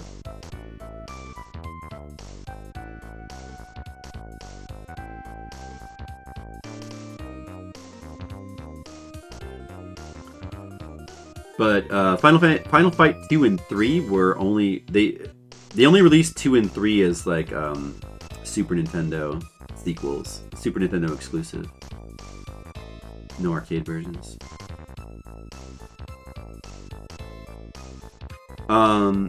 Yeah, they didn't really. There was never really like a direct follow-up in the arcade to Final Fight, but a lot of the same people worked on Street Fighter 2, and the Final Fight characters just ended up kind of infiltrating Street Fighter games over the years. Yeah, like Street Fighter 2 is kind of almost like a Final Fight sequel in a way.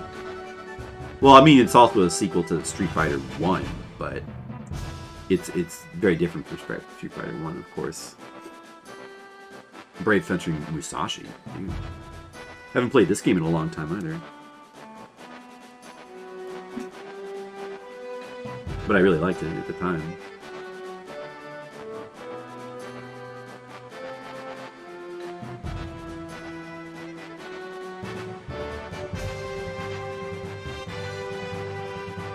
But that's kind of like the progression from Final Fight to Street Fighter 2 kind of mirrors the progression that arcades went through, like with there being like a really big period for beat 'em ups and then everything like turning into fighting games. It's kind of fitting that the people who like worked on Final Fight just like made Street Fighter 2 next. And yeah, and then that's kind of why like all the Final Fight characters just like end up showing up in Street Fighter 2 or the Street Fighter games. Mostly like, well, I mean Street Fighter 2 has wait, what are these? Hold on. Street Fighter 2, it's really Street Fighter Alpha where they all start showing up, I guess.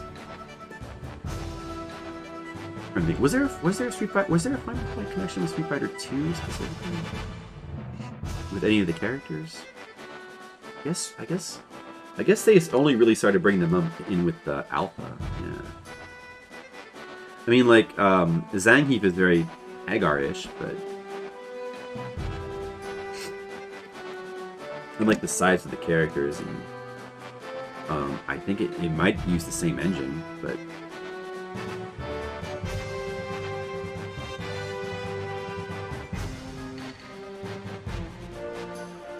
But the Alpha game started bringing in tons of Final Fight characters. Like Guy shows up in Alpha 1, Cody shows up in Alpha 3, Hagar never showed up.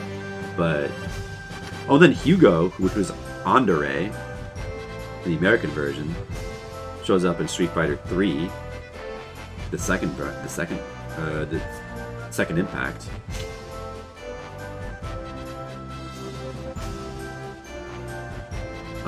Poison is in some of those. Oh, Saddam is a Final Fight character. He shows up. Rolento is an Alpha. Yeah, Saddam is an Alpha 1. Rolento's an Alpha 2. Like, most of the Final Fight bosses show up. His characters at some point.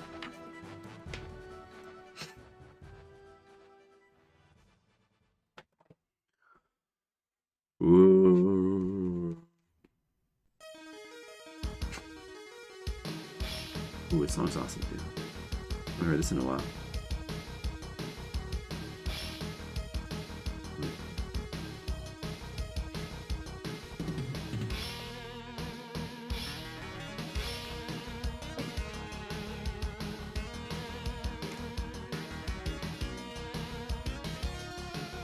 Alright. Page is getting inked.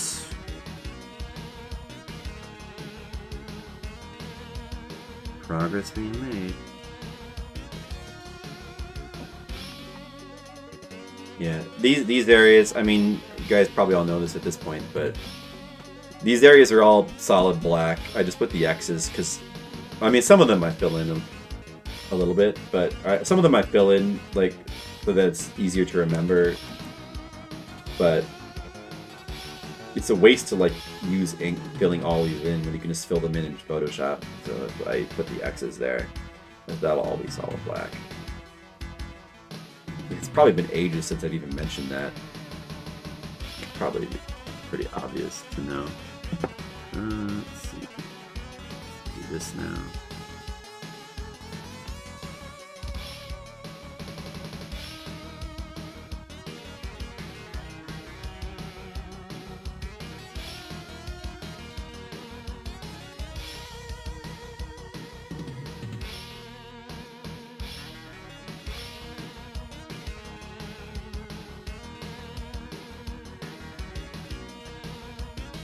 Oh, I guess I'll go ahead and mention it again.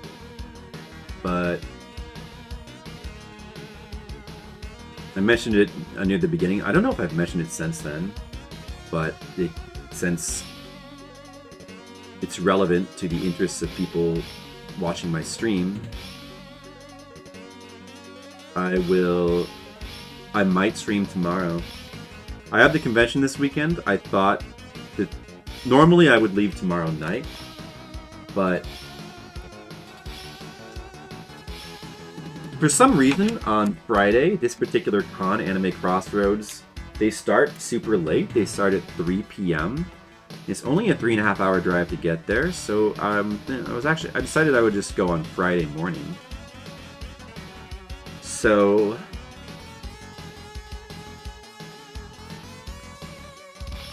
I might do another stream tomorrow. I was thinking about doing Umihara Kawase. I was gonna do Switch. Did Leo? I think he's still here,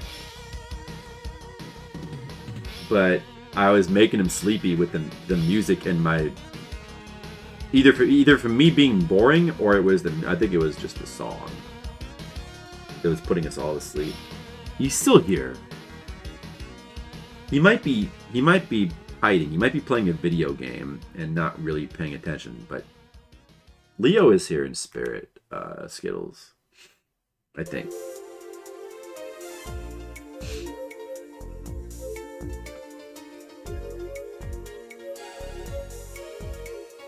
You should be here in spirit.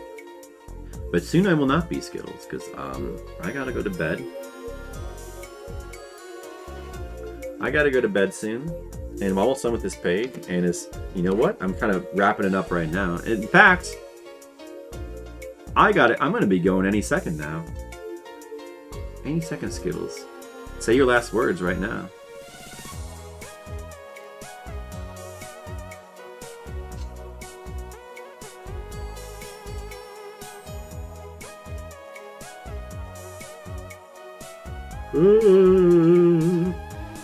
I'll just read it. Is it wrong to want him around? We went through Zeliard together. No, you're right, Skittles. That's not wrong. We did. We all went through Zeliard together, and the memories. The memories. Good times. Good times, Skittles. Well, anyway, so yeah, in case you didn't, I think, yeah, you heard Skittles, but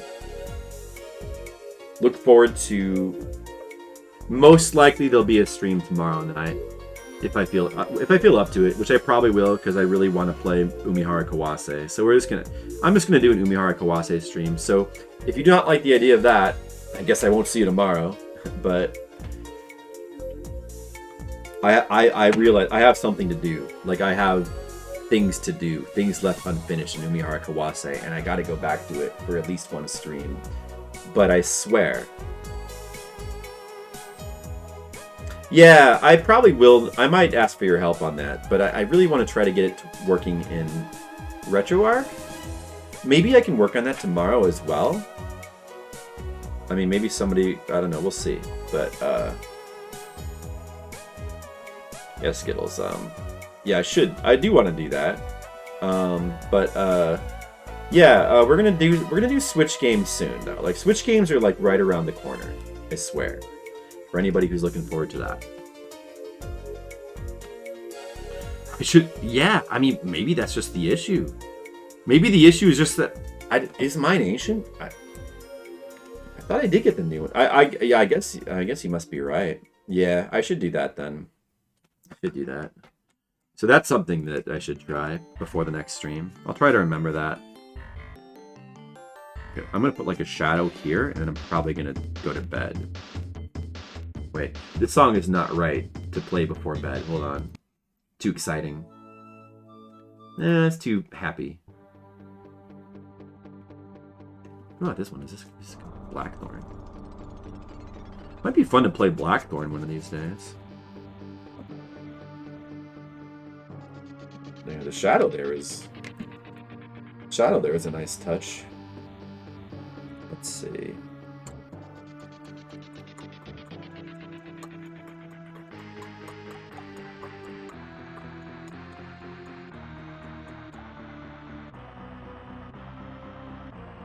They happen to be there early. Yeah, Skittles. Maybe. They ran great for you. Okay. Well, we definitely got to get it set up one way or the other. I want to play them. You actually, man, you've played all of those, huh, Skittles? Better than Main?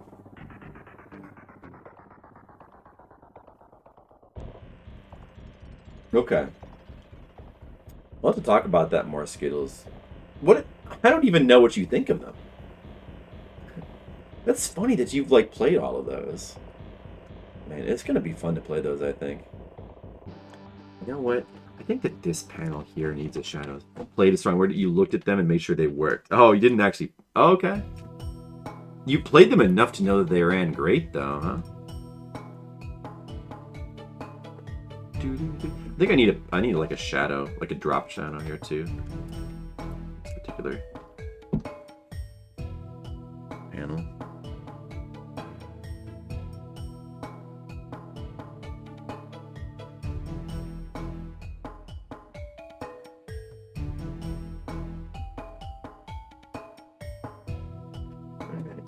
Probably pretty good.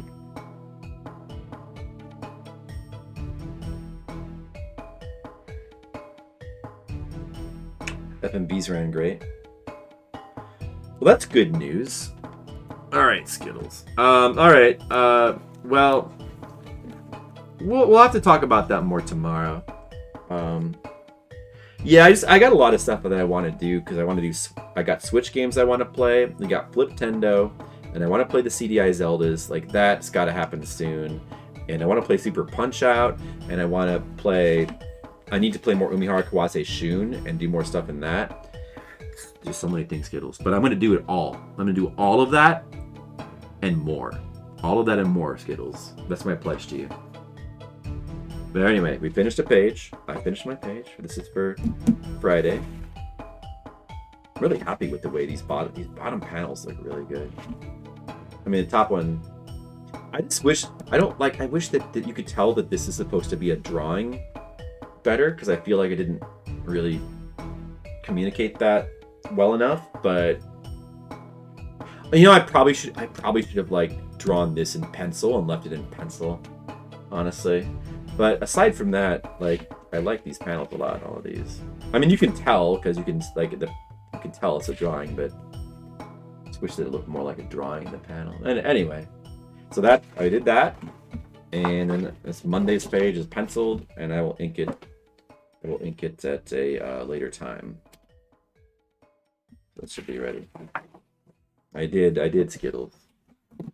All right, and that'll be the last song for tonight. And